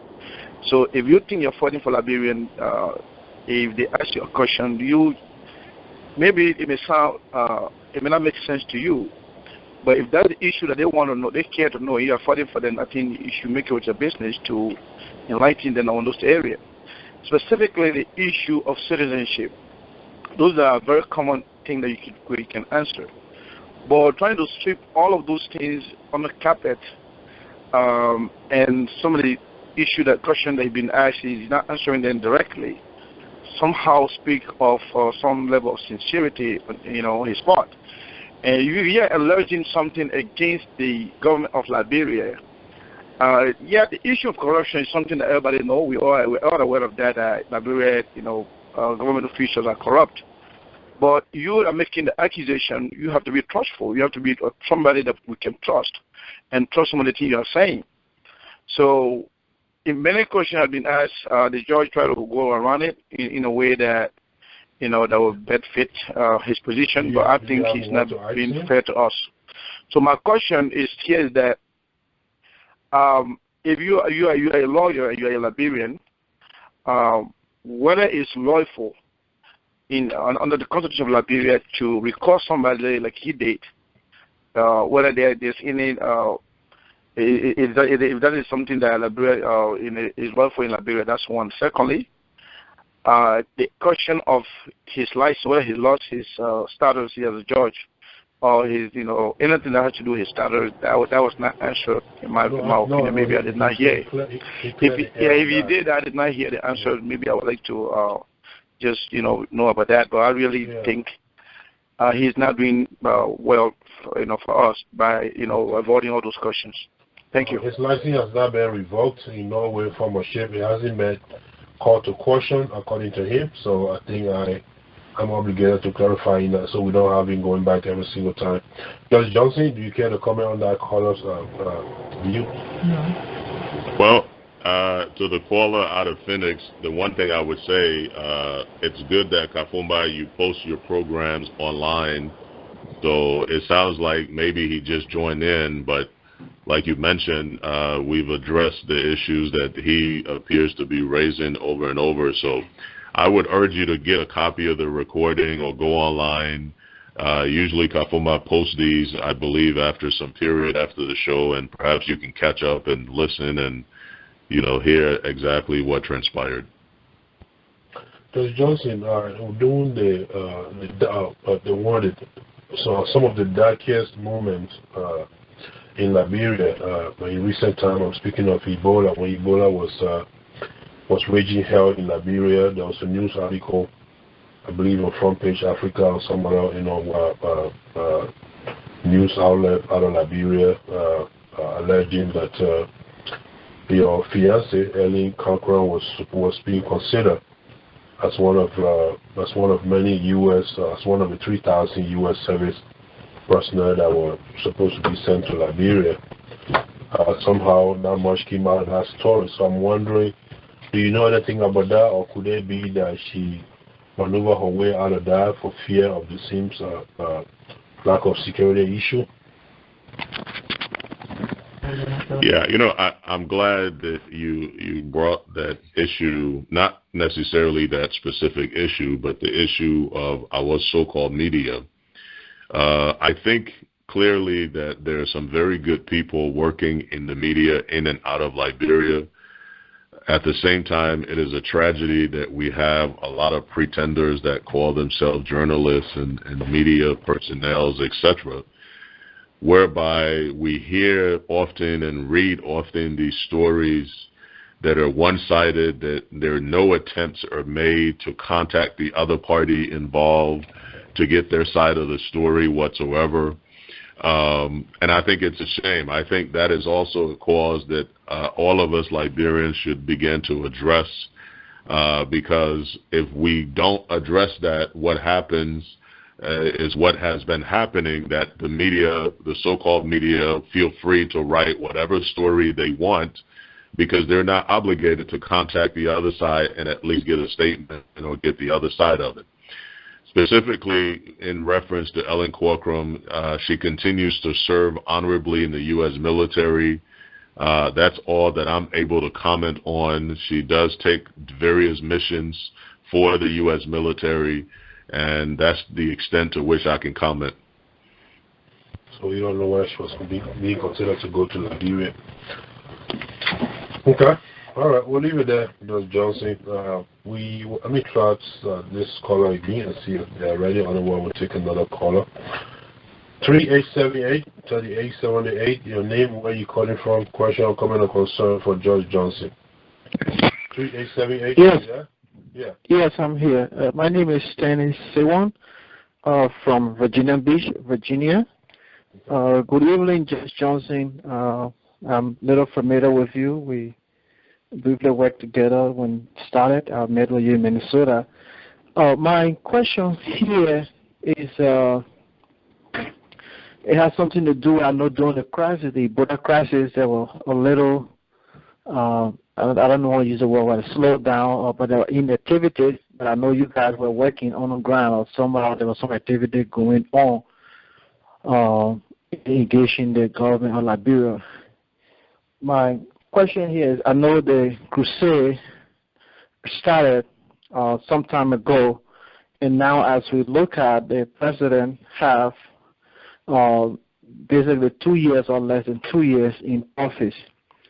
If everything is said and done, is there anything in the making that after the president tenure that these issues, which are very serious, will continue to be raised and that some form of justice will be served? Are you in a position to promise that that will continue? Because we don't want, like, after the president is done and people say, let background be background, she's no longer president, so let's move on. But are you in a position to comment on that? There's a plan, because 2 years is not a long time, whether this will, the campaign will continue and that there will be some form of justice, some form of accountability on her part and those officials. That's my question. Thank you. Yeah, thank you, my brother, for the participation. As I mentioned, we've been traveling to and fro Washington, D.C. We've been lobbying for the War Crimes Court. We believe that there are many people walking free, that justice has not knocked on the door and should knock on the doors. We believe that there are those who, as I said, met in the Ivory Coast, paid money for the war, gave strategic advice for the war, supported the war, those who were masterminds of the war that should also be brought to justice, along with the others that overtly participated in the war. So those are some of the efforts that we have been working on in the interim during the Ebola crisis. To your point, my brother, absolutely, this cause for which we're on this show now, for which we risk our lives, is not directed against Ellen Johnson Sirleaf, is not personal to Ellen Johnson Sirleaf or any of the corruption clique members. This is a cause for Mama Liberia. This is a cause that will continue to go forward as long as there is a Liberia, because we deserve better. We are a blessed people. We are an anointed people. We are a gifted people. God has given us numerous resources to indicate his love for us, and we simply deserve better. So whether it is Ellen Johnson Sirleaf while she's in office or out of office, whether it is somebody else, these kind of causes will go on, and we will continue to fight for what's right. We will continue to fight for those in Liberia, the everyday Liberian that are not able to fight for themselves, and we will continue to speak up for those who are unable to speak for themselves. Thank you. Judge Johnson, are you sympathetic to any political party in Liberia as the election approaches? No, I am not. I never have been. No. Okay. Thank you. Our next caller will be 2919-2919. Your name, where you calling from, question, comment, or concern for Judge Johnson. 2919-2919. Hello? James? Hello? Hi, your name, where you calling from? Well, this is James Lawson. I'm sorry I wasn't listening keenly. Okay. Is it my number that you just called? Right, yeah. And then some of the numbers are showing up here a little differently. So once you start hearing me turning off, so I'm not sure if 2919 is your last number, but your line is open though.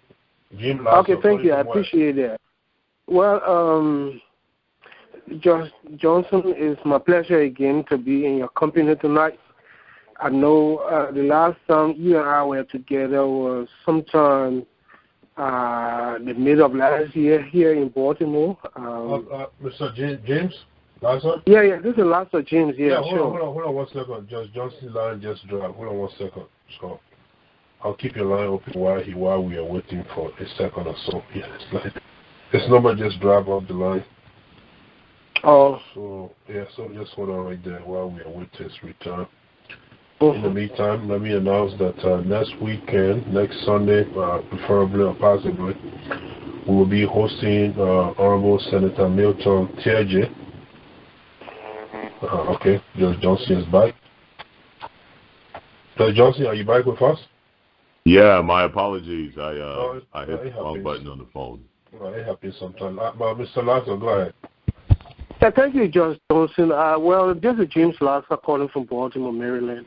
I was just stating that, I'm delighted to be talking to you tonight, and also since sometime the middle of last year when we met here in Baltimore, you and I haven't met, or we, in fact, haven't had any discussion. So I feel good talking to you tonight. I got the information that you are appearing tonight, and I just thought to, call in and to say hi and to commend you for the great work that you've done for that country. I sat by for a while and listened to some of the questions posed to you tonight, and in some of the instances I felt somehow irritated, by the way, some of us fall victims to the schemes of corrupt leaders, and I thought that was, exposed, naked tonight, by the way of the questions that, were posed to you. So just want to say, well, I share with you, empathy with the position that you have found yourself in, only because you meant all the good for Liberians. It was not until around, I guess, maybe 6, 7, 8 years ago when I started to hear about you, about an outstanding Liberian, young Liberian in the Georgia area who was a judge in the U.S. And a picture and a number of Liberians I knew who also knew you at the time were very proud to know that a young Liberian from Liberia who came here and became a judge. And then the next time I heard was an effort you were involved with regarding rescuing Liberian children who had been adopted by irresponsible parents and who were ill-treating the children, and you were part of the effort to rescue them. And so I really feel hurt that you are going through what you're going through, but I also find solace in the fact that you seem to be pretty much on top of things in terms of your understanding and appreciation for what it means to be there and other things. So yeah, I just want to say that. But look, again, one point I don't want to leave out tonight is regarding what happened recently in the country. One Councillor Allison was murdered, in my personal view, although there is an official statement out there that he died. He died, although I almost can certainly say that he was murdered in circumstances not too far from the circumstances you found yourself in Liberia. And that's why, in fact, I felt so irritated tonight when I heard some of the questions posed to you. That right, people, thank you. You said that over and over. Thank you. Mr. Johnson? Yeah, I just want to say to the brother, I appreciate the words of encouragement and support. It's also my pleasure to be able to, at a minimum, engage you again, even though it's not in person. And by God's grace, we will continue the effort, and to God be the glory. What the last point he noted before the death of Allison? Have you heard about that? And if so, do you have an opinion on that, Judge Johnson? Have you been following that story at all? Yeah, it's tragic from what I heard and read, and many people brought to my attention. Anytime you've got a young man that's of my peership and our peership that loses his life under conditions such as what has been described, is very tragic, especially if you got a young man such as I and Ellen Corcoran who was trying to expose corruption in Liberia and bring truth to light. It's very terrible. There's some efforts, suggestion that has been brought to me in regards to that case. I can't go into it right now because we're still doing some due diligence before doing anything about it. But I would just say to the Allison family and those families connected to that family, my condolences. It's just tragic in this time in our history. All right, thank you. Next, we will hear from 6583. 6583. Your name, where you calling from, question, comment, or concern for the judge. 6583. Hello. Hello. All right. My name is George Kanantule. I'm not a stranger to George Johnson. Matter of fact, I covered most of the story relating to this Ellen Coker and George Johnson saga in Liberia, and I hosted various the two sides of the story rather during the heat of it. Matter of fact, what even caused me to even reach out to George Johnson was that the polarization of opinions in Liberia by the government and government actors on various radio stations and news outlets and within the print media also, carrying the story from one perspective. And being honest with you, I decided, look, there must be something else to this. And without even listening to what he said, if you ask him, I did my own due investigations, looked into the case, went and interviewed people at RIA, and I looked and I talked to people within the government. In fact, there came a time people in the government got pretty annoyed with me because they said that I was basically giving him too much audience, allowing him to speak more on the radio. And I said, and there came a time that I shouldn't be doing that. And I said, okay, you know why? As much as he has brought his case, or they have brought their case to the public's attention, you guys are welcome on the radio to come and speak, because I've invited a couple of you, and you always turn it down. You say you will come, you won't come. So you guys can come on the radio and then give your side so that there can be a balance to this. Because I will say what I heard in the conversations that I had, the interviews I had with people.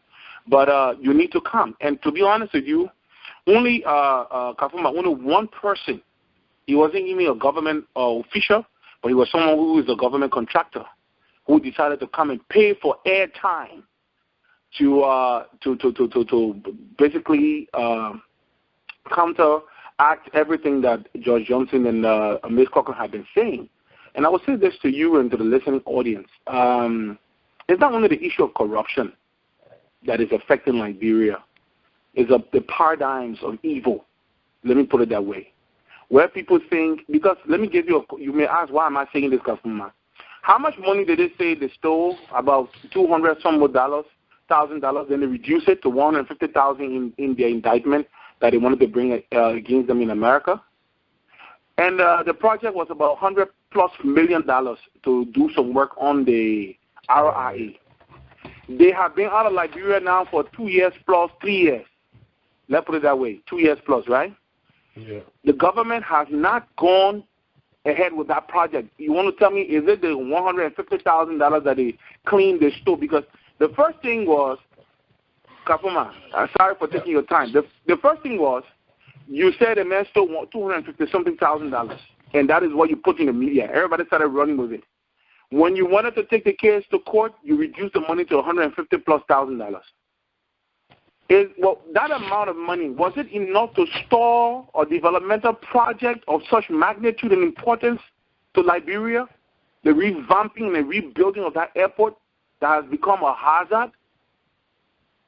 So we asked some pertinent, very, very pertinent questions over the time. And I will tell you something free.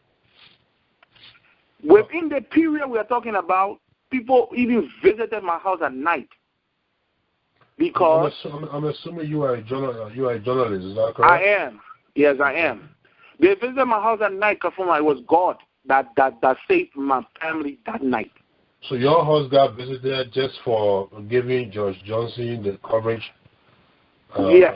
And then subsequent coverages too, because it's not only George Johnson's issue, but I was very critical about everything government was doing. Everything they said. Let me say something to you. The Liberian government, Kafumba, will spend $1 million defending a lie when they would take $50,000 to do the actual thing, so that they don't have to lie. Okay. Thank you, my brother. I'd like to host you one. Please. You are welcome. You got my number, or you can. Definitely. I got your number. I'll call you so we can set up something. Judge Johnson? Yeah, Brother Tule, it's a pleasure to hear from you. I pray God's best on you and the family. I just want to say that, it's good to have a brother come on that was an eyewitness to much of what's going on. As he mentioned, he and others did their own due diligence and investigations in Liberia. They attempted in Liberia to bring government officials on the air when we were on the air to show what they were talking about, but they all refused to confront us while we were on the air in Liberia on numerous occasions. And it's good to hear Brother Tule bring that point to light, because I know many of the government supporters in the diaspora, they don't understand that dynamics, and they don't understand that not only have we engaged in these kind of confrontational dialogue in the diaspora, but we've done them dozens and dozens of times on the air in Liberia to bring truth to power, to expose what the government has been doing. So, as always, Brother Tule, it's a pleasure. May God continue to bless you and your family. Thank you. Thank you, Brother Tule, and thank you, Judge Melvin Johnson. We don't have a whole lot of time left, but we'll do the best we can to take your calls over to Judge Johnson. Our next call will come from 6494. 6494. Your name, where you calling from, question, comment, or concern for Judge Johnson. Good evening. My name is Jay Golepadolo. I'm calling from the state of Delaware. Welcome to the show. Thank you, sir. Thank you, Mr. Moderator. I really appreciate it. I'm just going to make a comment here. It's a very short comment. The last time I gave my comment, you shut me off. I hope that won't happen today, too. I don't know how many minutes I have. But what I'd like to see on this program is we, the indigenous, we are letting the Kromah to devour us. We are letting the Kromah to devour us. This brother fought, and he came here. He exposed these people. But we call him on every show, giving all kind of names. It's not helping us. Let us call the Kromah that are in power. Let us question them like this. Trust me, Mr. Kafumba, if I'm calling your name right, they will not appear on this show. The Kromah, they're leaving. They want to devour us and make our country to look dirty for us to turn against one another. This brother is a hero to me. I don't know him. He's a hero. I live closer to these people here in Virginia, Maryland here. They buy houses, doing everything. Do we question a judge pay? Why would we give this brother a hard time? I think this brother should be one of the panelists on this show. I would give her better advice to go. You take his advice and stay. But I can tell you, he's come up with doing everything to hold position. To keep you and myself down every day for to be enemy against one another. I'm from one of the biggest counties in Liberia. But they make my brothers into turn against me. I will not turn against my brother. We got better issues than this, Brother Kafumba. I'm telling you. If we let it come up to control us, we don't talk like the way we talk. And the way we used to talk in the system where our parents then did, we will regret everything. Because people, they don't care for us. Brother Melvin, may God bless you. Thank you. We who here, we know your weight. You will not lie on Liberian people. You will not lie on them. People say... Thank you. Oh, Lord, I'm in trouble again. He's going to say I cut him off. Thank you, though, y'all. Thanks for your input, Judge Johnson. Another standing ovation for you. Do you want to comment on that, or just keep moving? Yeah, I think you cut off the brother again, but no, let's keep moving. Yeah, I did. I have to run out of time, and he made his point. So, do you want to comment on it, though? No. In the interest of time, I think we have 10 minutes or less. Okay. Let's see if we can get more people to participate. All right, sounds good. 0739-0739. Your name, where you calling from? Question, comment, or concern for Judge Johnson. 0739. This is Alfred Peters. I'm calling from Minnesota. Okay. Kafumba, my brother, thank you very much. Thank you very much, my man. You're playing your role. And history will remember you well for this. We have a time here. Please hurry. Okay, I will speed up. I'm a slow talker, but I will try to speed up. Okay. All I'm going to say here, just to make a comment, that one of the brothers put it, he was very irritated with some of how some people have been critical of George Johnson tonight. And I was too. You know, fellow Liberians, what we should be concerned about is the situation in our country. Our president clearly stated that the judicial system is so corrupt that you can put a man away for his life for just US $25. The president also stated that the school system is a complete mess because of all the ghost lists. George Johnson and Ellen Cochran problems started when they started to clean up the ghost list. If you have followed the whole story. The brother, you know, in his own way, he's a hero. He fought in Liberia. Dual citizenship, whether you get dual citizenship or what is not a question. It won't stop me from going to my village to make fun. It won't stop us from being Liberians. Okay. We should be concerned about the condition in Liberia, and we should join together to fight our country to be like other countries. Thank you. Thank you. Well, when you go to your village, make sure you take your visa in D.C. or New York, though. Judge Johnson, I don't think there's much to be said there, unless you insist. Otherwise, I'll take some more callers. Yeah. Let's hear from more of our brethren. Okay. 5741-5741. Your name, where you calling from, question, comment, or concern for Judge Johnson. 5741. Brother Huma? Yeah. How are you? You're making me laugh. You talking about visa now? Well, the man said whether he's American citizen or not, you'll still go to his village in Liberian County to make his farm. I say you should not forget to stop by New York for his visa before going. I'm telling you, can you say charge on more? Yeah, quickly. We're running out of time here. Yeah, thank you, Judge Melvin Johnson, for coming on the show. What's your name? I forgot. What's your name? This is Country Boy here. Country Boy, New York. Okay. Yeah, I have a comment and a quick question to Ms. Johnson. My question is, before Ellen Johnson Sirleaf could come to power, she made a lot of promises. And up to now, the Liberian people are still questioning her, especially when it comes to the line of corruption. She said it was public enemy number one. And it seems to be all the politicians are still doing the same old thing. So if you was, let's say for instance, there's a revolution in the country and then regimes change, and you've been given a choice to be a chief justice or the president in the country, what would you choose? Okay. Another question, Judge Johnson. Yeah, I think, is the brother asking me which of the two positions that he's outlined that I would choose? Question. That's the question. If there was a change of government in Liberia and you were given a chance to serve as president or chief justice, what will you choose between those two? He said.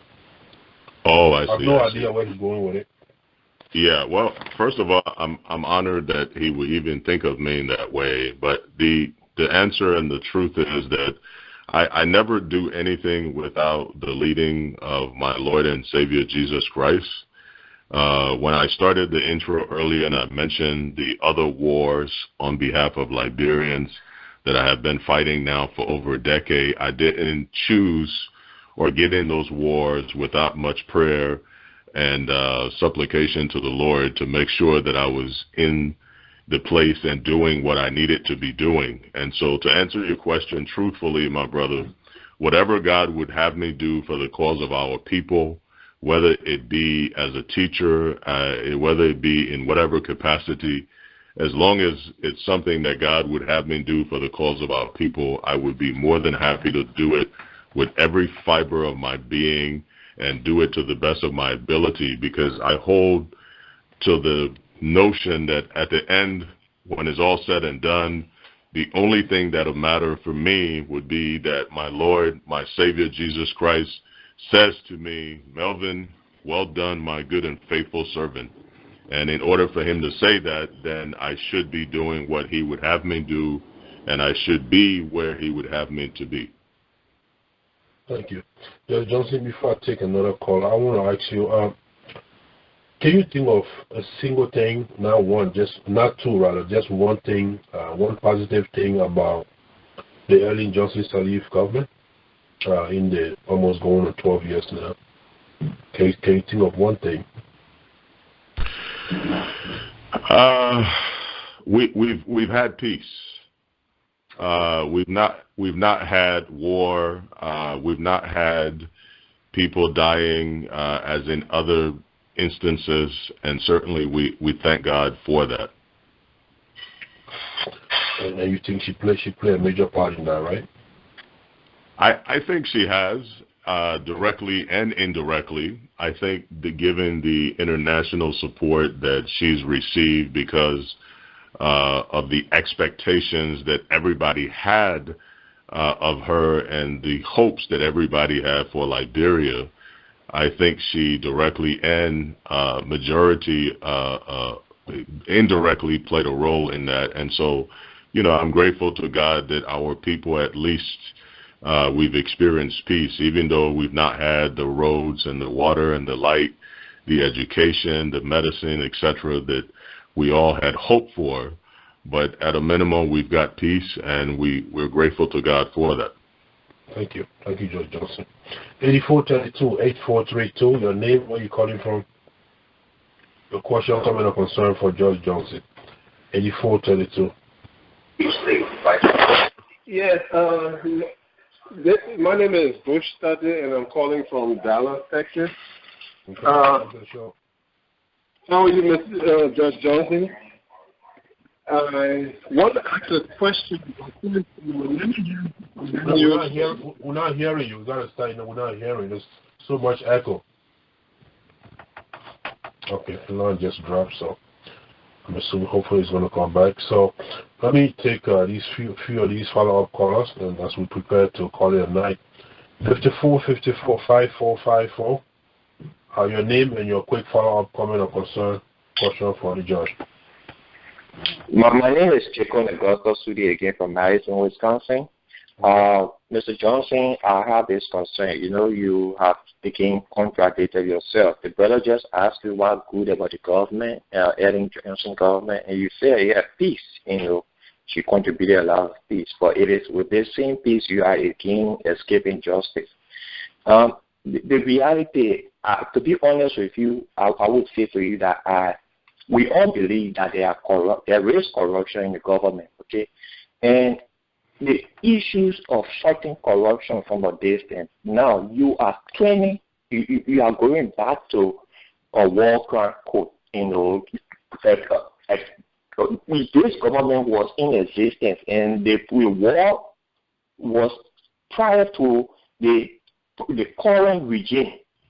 There was nothing on your file or on your docket. I'm not sure there was no information from you about pursuing war crime code until you got indicted. Now you are talking about war crime code. I mean, to be real with you, there are a lot of concerns, there are a lot of questions than what you actually think you are trying to fight against. You make mention about this, the issue of going to Liberia to help. Now, all these people who you were able to recall, they are still in Liberia. That is a good fight. I think you have a weapon that you can use, I believe.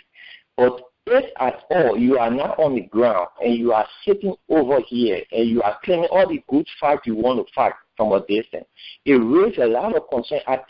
What I think is that you actually blackmail, you and Ellen Cochran decide to use this tool of blackmailing so as to concoct your own plans. Thank you. Thank you, my brother from Madison, Wisconsin. Judge Johnson, do you want to comment on that? No, well, except that, I thank the brother for participating, but it's clear that he's misinformed on so many things. To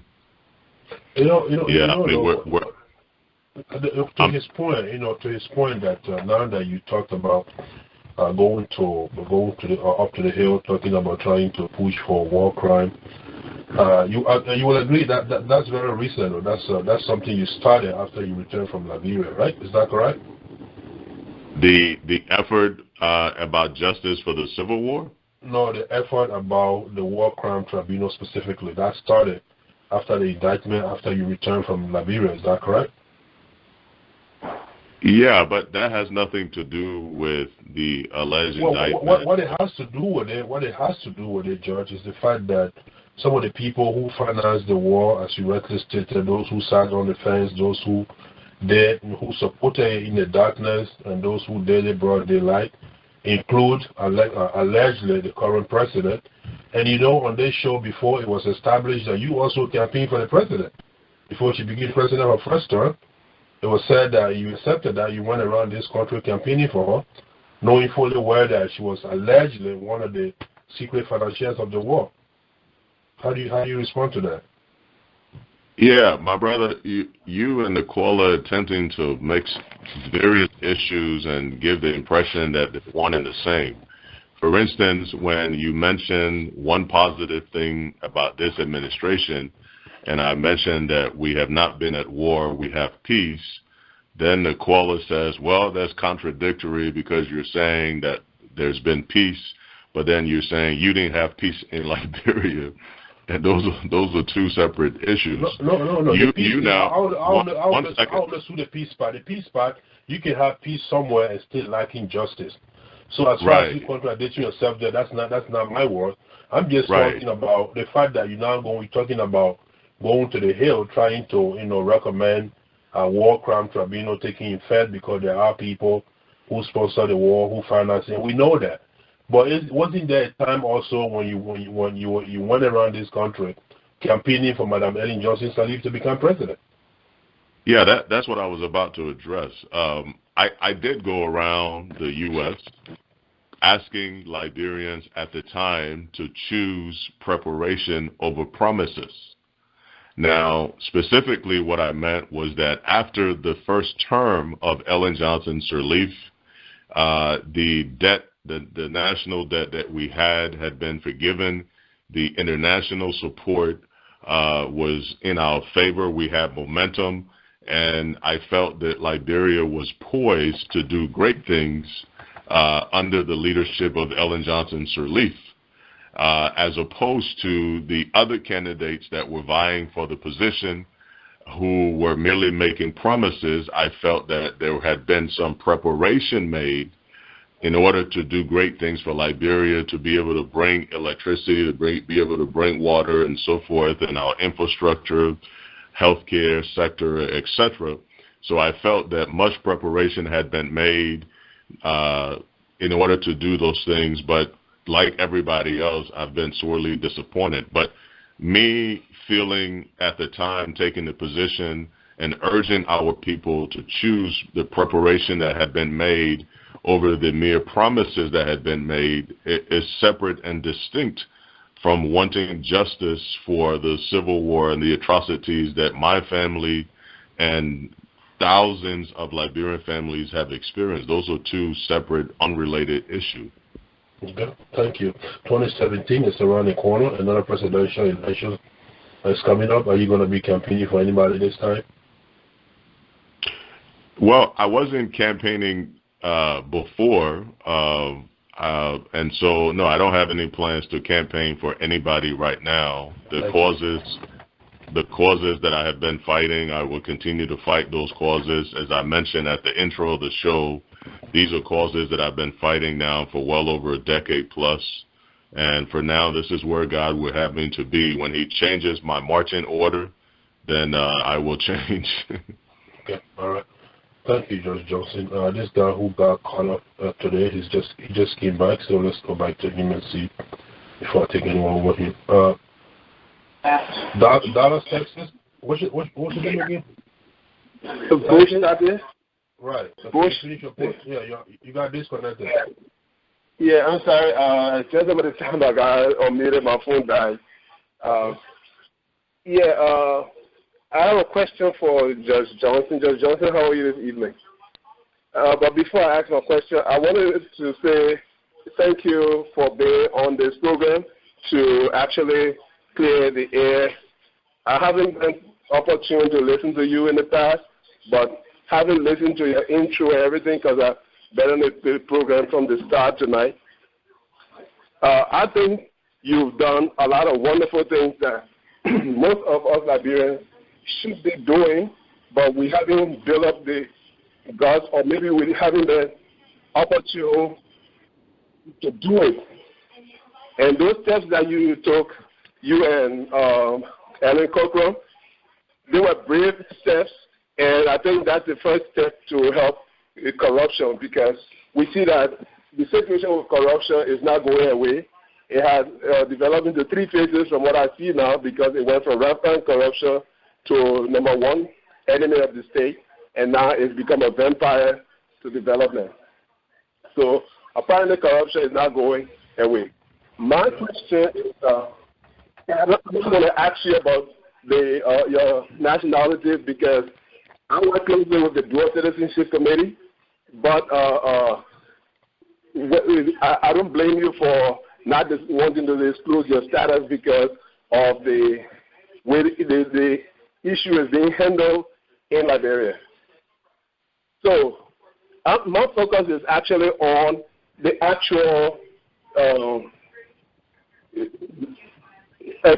accusations that were made, levied even before you and Ellen Cochran left Liberia.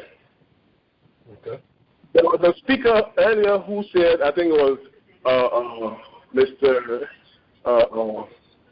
Kromah. He did touch on a serious point, saying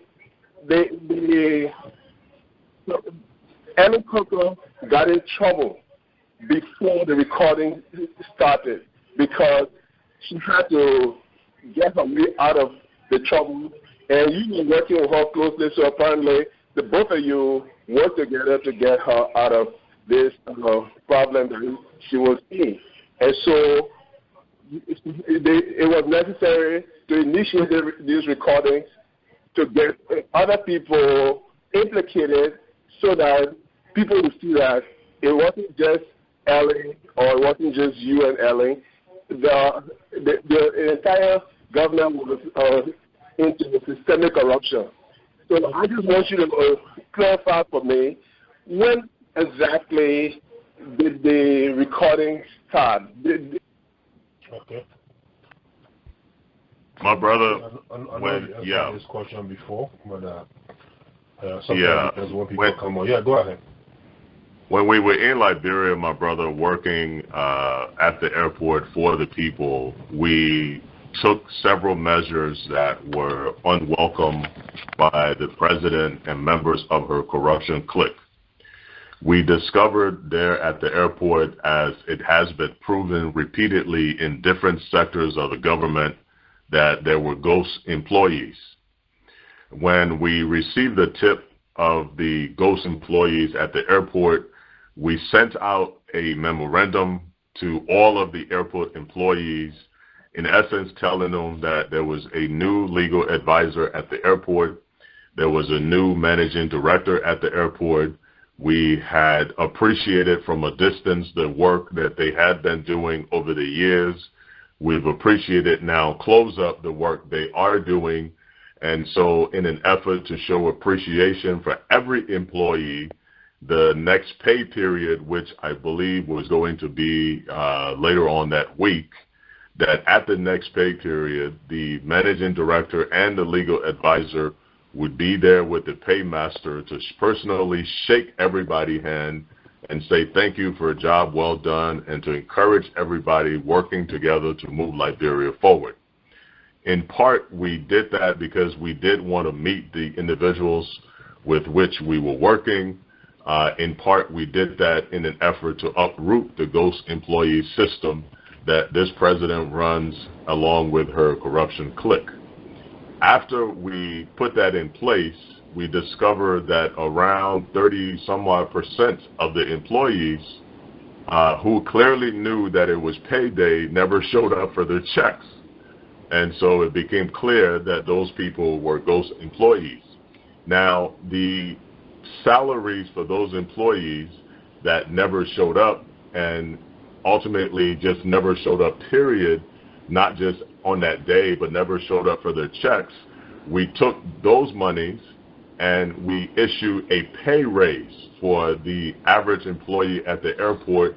We doubled their salary with that excess money, and we issued them a Christmas bonus. And so essentially, the money that normally went into the president and her corruption clique pocket in the form of ghost employee salary, we now diverted into the pockets of those who were doing the work at the airport by essentially tripling the salary for that period and doubling their salary thereafter.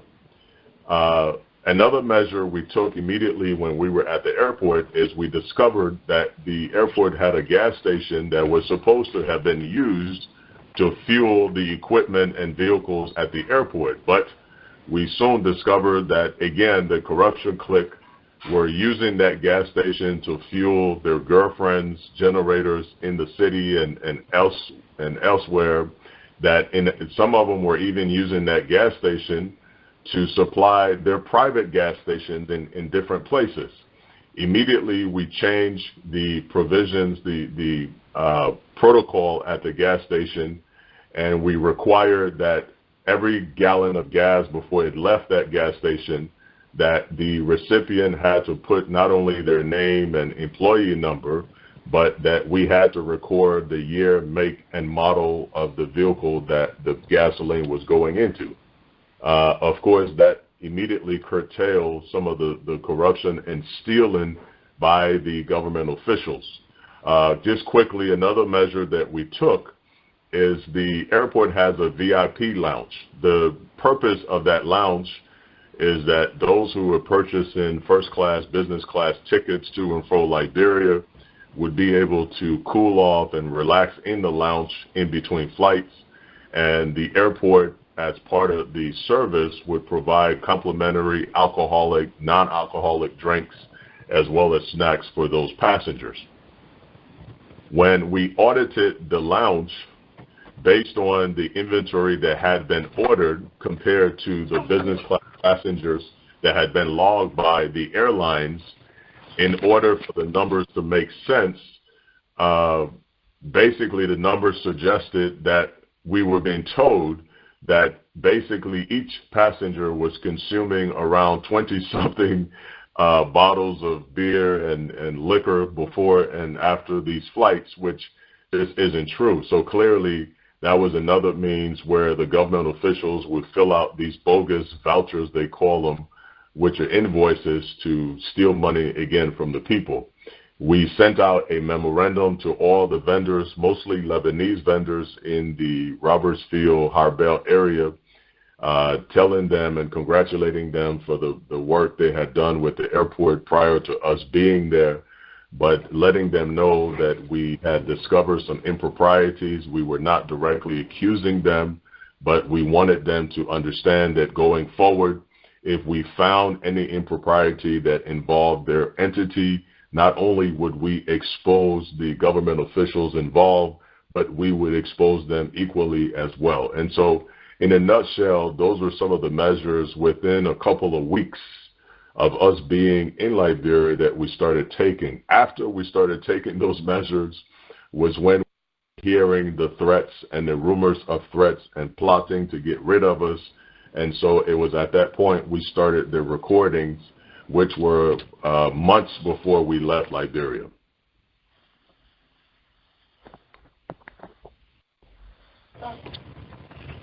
Oh, Judge Johnson? Yes, I'm still here. Oh, okay. All right. Thank you. Thank you. We'll take, I'll say a few more callers here, and then It's 16 minutes past 9 p.m. Central Time, 16 minutes past, I believe, 10 p.m. Eastern Time. So we're here, and these are mainly follow-up callers, so we'll try to accommodate that. Folks, please be brief so we can get out of here. And 8051-8051, your name and your follow-up comment or concern for Judge Johnson. Thank you, Kafumba. This is Joseph again from Philadelphia. Okay. Did I hear you mention that Ellen Cochran is a fiancée to Melvin Johnson? That's the first question. 2, did Melvin Johnson record the police director in his private home? How does he reconcile that to invading his privacy? And thirdly, I want to say hats off to Johnson for all the recordings that brought the exposure, but he has a lawyer know that the recordings are not admissible in court. Why waste his time do all that when it's not going to stand in court? Thank you. Thank you. Judge Johnson, if you want to hold on to that, I'll take one more. So if that's question as well, then you can comment on those 2. So that will sure. The rest. Yeah, Sure, no problem. Yeah, 2572-2572. Your name and follow-up question, comment, or concern. Quickly. 2572, are you there?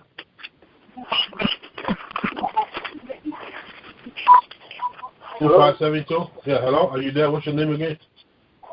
Yes, Mohammed Kamara. Okay, Mr. Kamara, your follow-up question, comment, or concern. Quickly. Yeah, well, the second question I asked Mr. Judge Johnson, what he did to help eradicate poverty in Liberia, he did not answer that. And he referred you to his intro, which was pretty much, and he said this every time he been on this show. He used to do smoke fish business and P4, he used to sell P-fish, smoke fish, and that he provided employment for a number of Liberians. You know, he helped some in school. So he's already answered that question many times. You have another question? I have another question. So, you say you try to implement a system that try to take ghost employee out of the system, but to my knowledge, the finance minister had already implemented a system, to help to get ghost employee out of the system. So, were you doing the in consultation with the finance ministry, or is this something you try to do on your own? Thank you. Thank you. Johnson, you want to comment on those 2? I've heard about the finance minister indicating that he's implementing different measures for eradicating ghost employees. USAID, an extension, arguably, of the U.S. government, audited the Liberian government in part, not the entire Liberian government. And USAID published in a report after that audit, when they audited one segment of the Liberian government, that in one ministry there were over 9,000 ghost employees. And so if the brother mentions that the finance minister had put in place a mechanism to root out ghost employees, I think that speaks for itself. USAID also published in a report that they discovered over 4,500 ghost schools in Liberia. Over 4,500. Imagine a country that size, and there's over 4,500 ghost schools. And so, to answer your question, my brother, if those statistics that I've just provided are factual, which we believe them to be factual because they've not been refuted by the Liberian government, if those statistics are factual, then I turn the question around and ask you, do you really think that any system to prevent ghost employees or ghost school really exists in Liberia? Yeah, the first caller, you want to come on the first caller? He was talking about recording someone in their private home, and remember the guy who called first, I told you to hold up to that? Yeah, none of the recordings we did in Liberia are or were illegal. The callers should understand that as desperate as this president is, as desperate as this government has been to find something to come after us, clearly any laws that we would have violated in Liberia, they would have made that a part of the charge, or they would have drawn up charges for those. And I think the caller should be wise enough to understand that in light of the 2+ looking at 3 years that we've been fighting this cause very publicly exposing the government, speaking boldly, truth to power, that if we had violated any laws, if we had done anything illegal in the form of the recordings, I think the callers and this caller should be smart enough to deduce that the government would have made those part of the charges, or they would have brought some sort of charges. And so the fact that they haven't, and the fact that we continue to say, and we've said repeatedly, that the recordings are legal under Liberian law, I think that should put to rest the question of whether or not what we did in terms of the recordings, whether or not that was illegal. Okay, we almost out of here, Judge Johnson. I can assure you that. Next we'll hear 4724-4724. Your name, where you calling for, question, comment, or concern for the judge. Yes, hi, Kafumba. Judge Johnson, how you doing? Good. This is Muhammad Sharif from Pennsylvania. Welcome to the show, Mr. Sharif. Right, so basically my problem is that I don't know if Judge Johnson is, I'm still struggling with this, or maybe not. I don't know if he's the representative of this cause, if he will be the right representative of this cause. Mr. Sharif, you are very low. I don't know if you can be a little audible. Can you? What I was saying, I don't know if you can still hear me. Right, yeah, it's better now, yeah. Okay. What I was saying is that I'm still not sure if Judge Melvin Johnson is the right person for this cause in view of his connection with the government. All of the things that you yourself have enumerated. He campaigned for this administration, for this president. He worked in this administration, and something went wrong, and Judge Johnson is now, advocating otherwise. We've seen other Liberians do that, and that is troubling. Having said that, and I've said that to him before.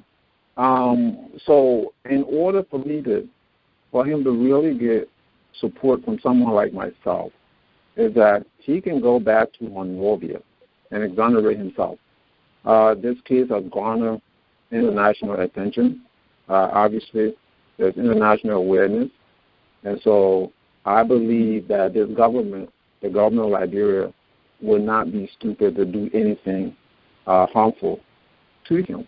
Now that, this is something in the realm of international knowledge.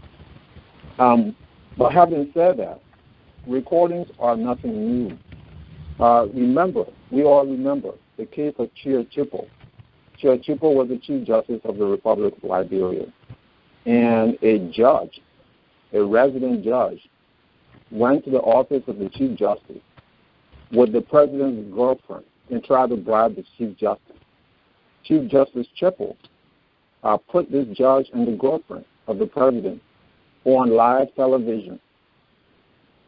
And next thing you know, when this became public knowledge, next thing you know, Chippo has been tried for whatever. He's been impeached, right? So instead of combating the issue of corruption, now Chippo has been impeached. We all saw what happened to Rodney Sierra recently. He reported on certain former minister who was corrupt, and Rodney Sierra had to go to jail for several months. And so these are the kind of issues that we have to deal with. Now, going after Melvin Johnson, how is that going to fix the Ganta-Harper Highway? How is that going to link the road between Kampur and Yekipa? How is that going to equip the John F. Kennedy Hospital or the schools that are so devastated and understaffed? How is that going to fix anything? So I'm so conflicted with all of these different issues and different questions that, quite frankly, have not been answered. All right, well, I'll leave it there, Mr. Sharif. Thank you. Judge Johnson, you care to comment? Well, I mean, I agree to the caller to the extent that he's saying clearly, in so many words, he's saying that the move by the government, the recent story and other stories against us is a smokescreen to cover up their inadequacy and to cover up their lack of accomplishments and to cover up their dismal performance for the Liberian people. I totally agree that coming after us would do nothing to help those causes. Go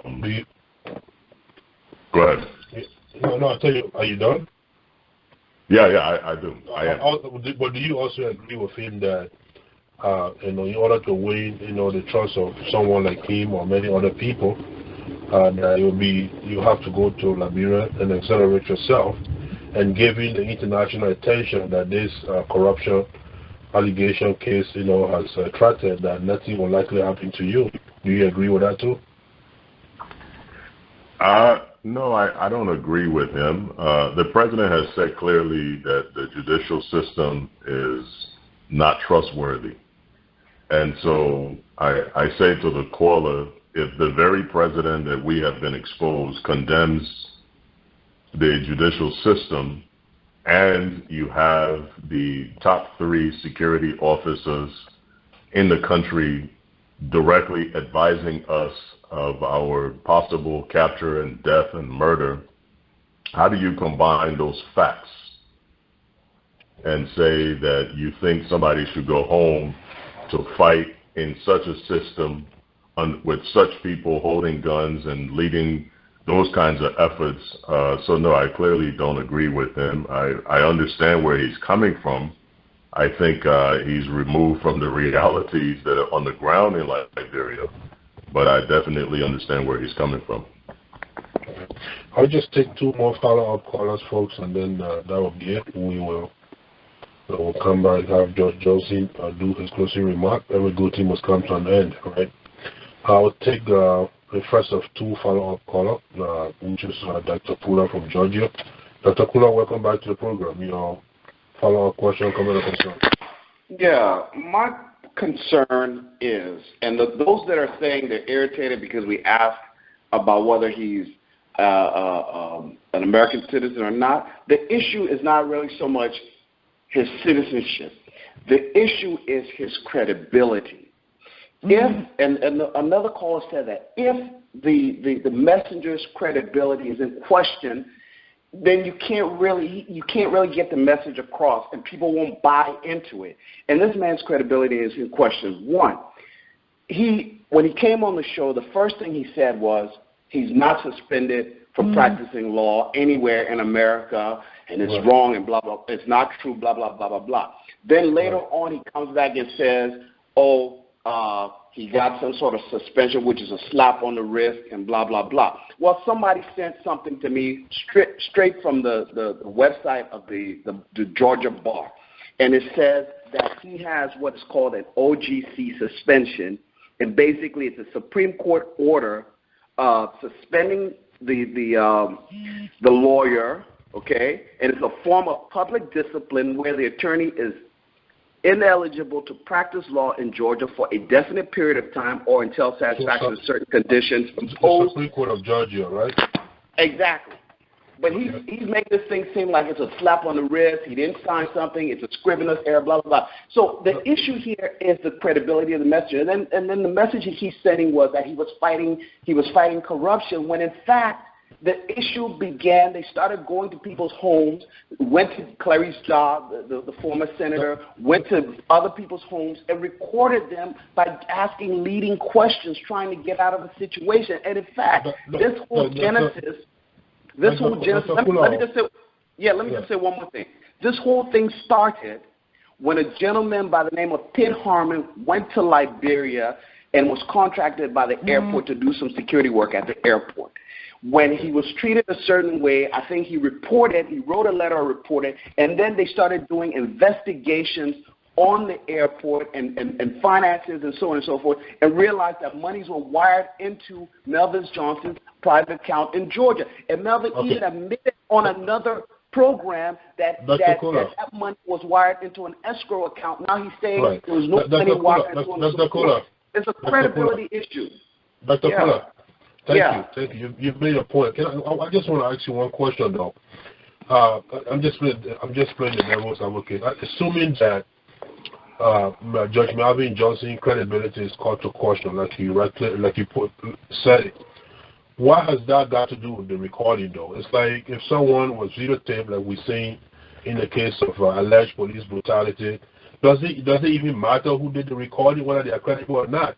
If he did the recording and those who are recorded have not refuted any of the recording, they've all accepted that they were the one recorded saying what they said. Isn't that enough to go after those people? What has that got to do with his credibility anyway? Well, it's enough to go after the people, but let's put this whole thing in its proper perspective.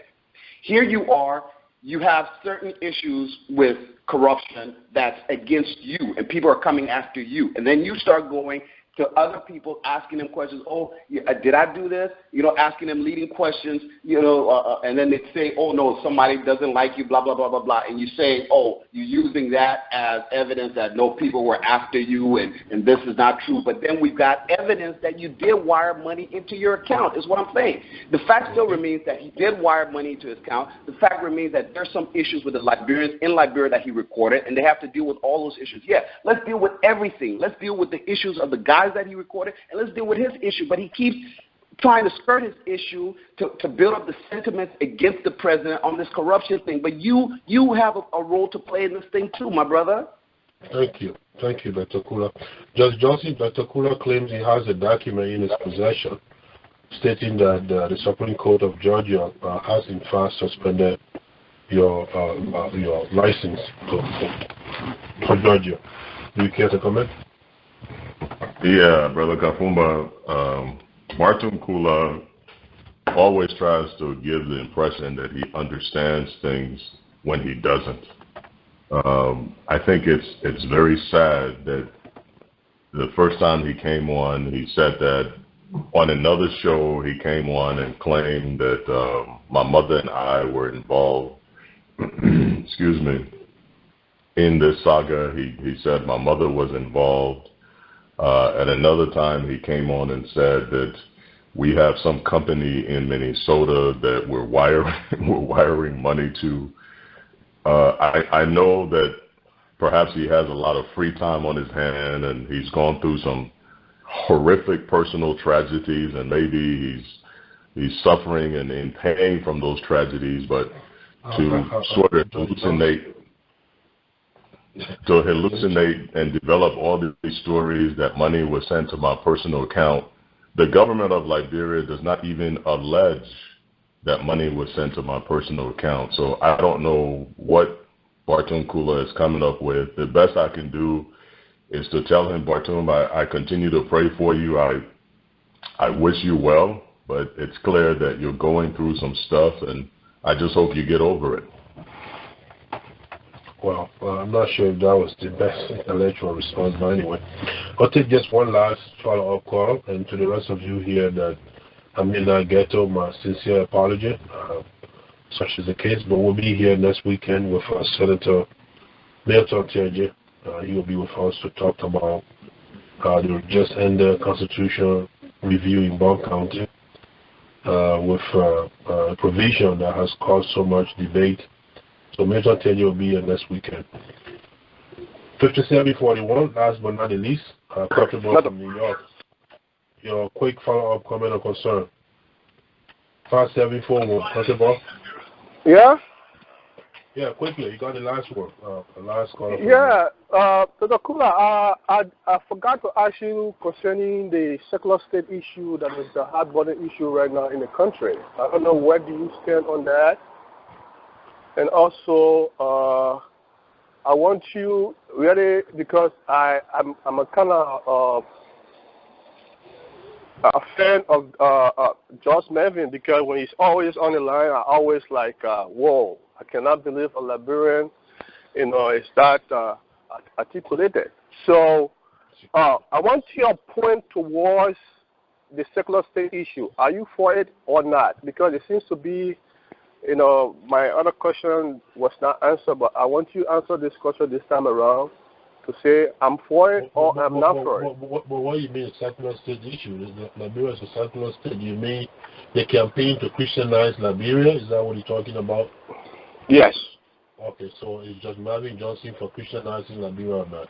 Judge Johnson, that's the last question for the night from a caller. Yeah, excuse me. Thank you to the caller.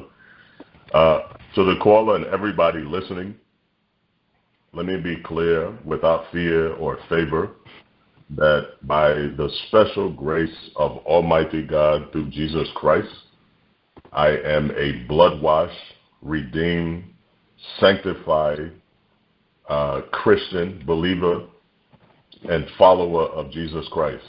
That is my position by choice, and that's my position by His grace.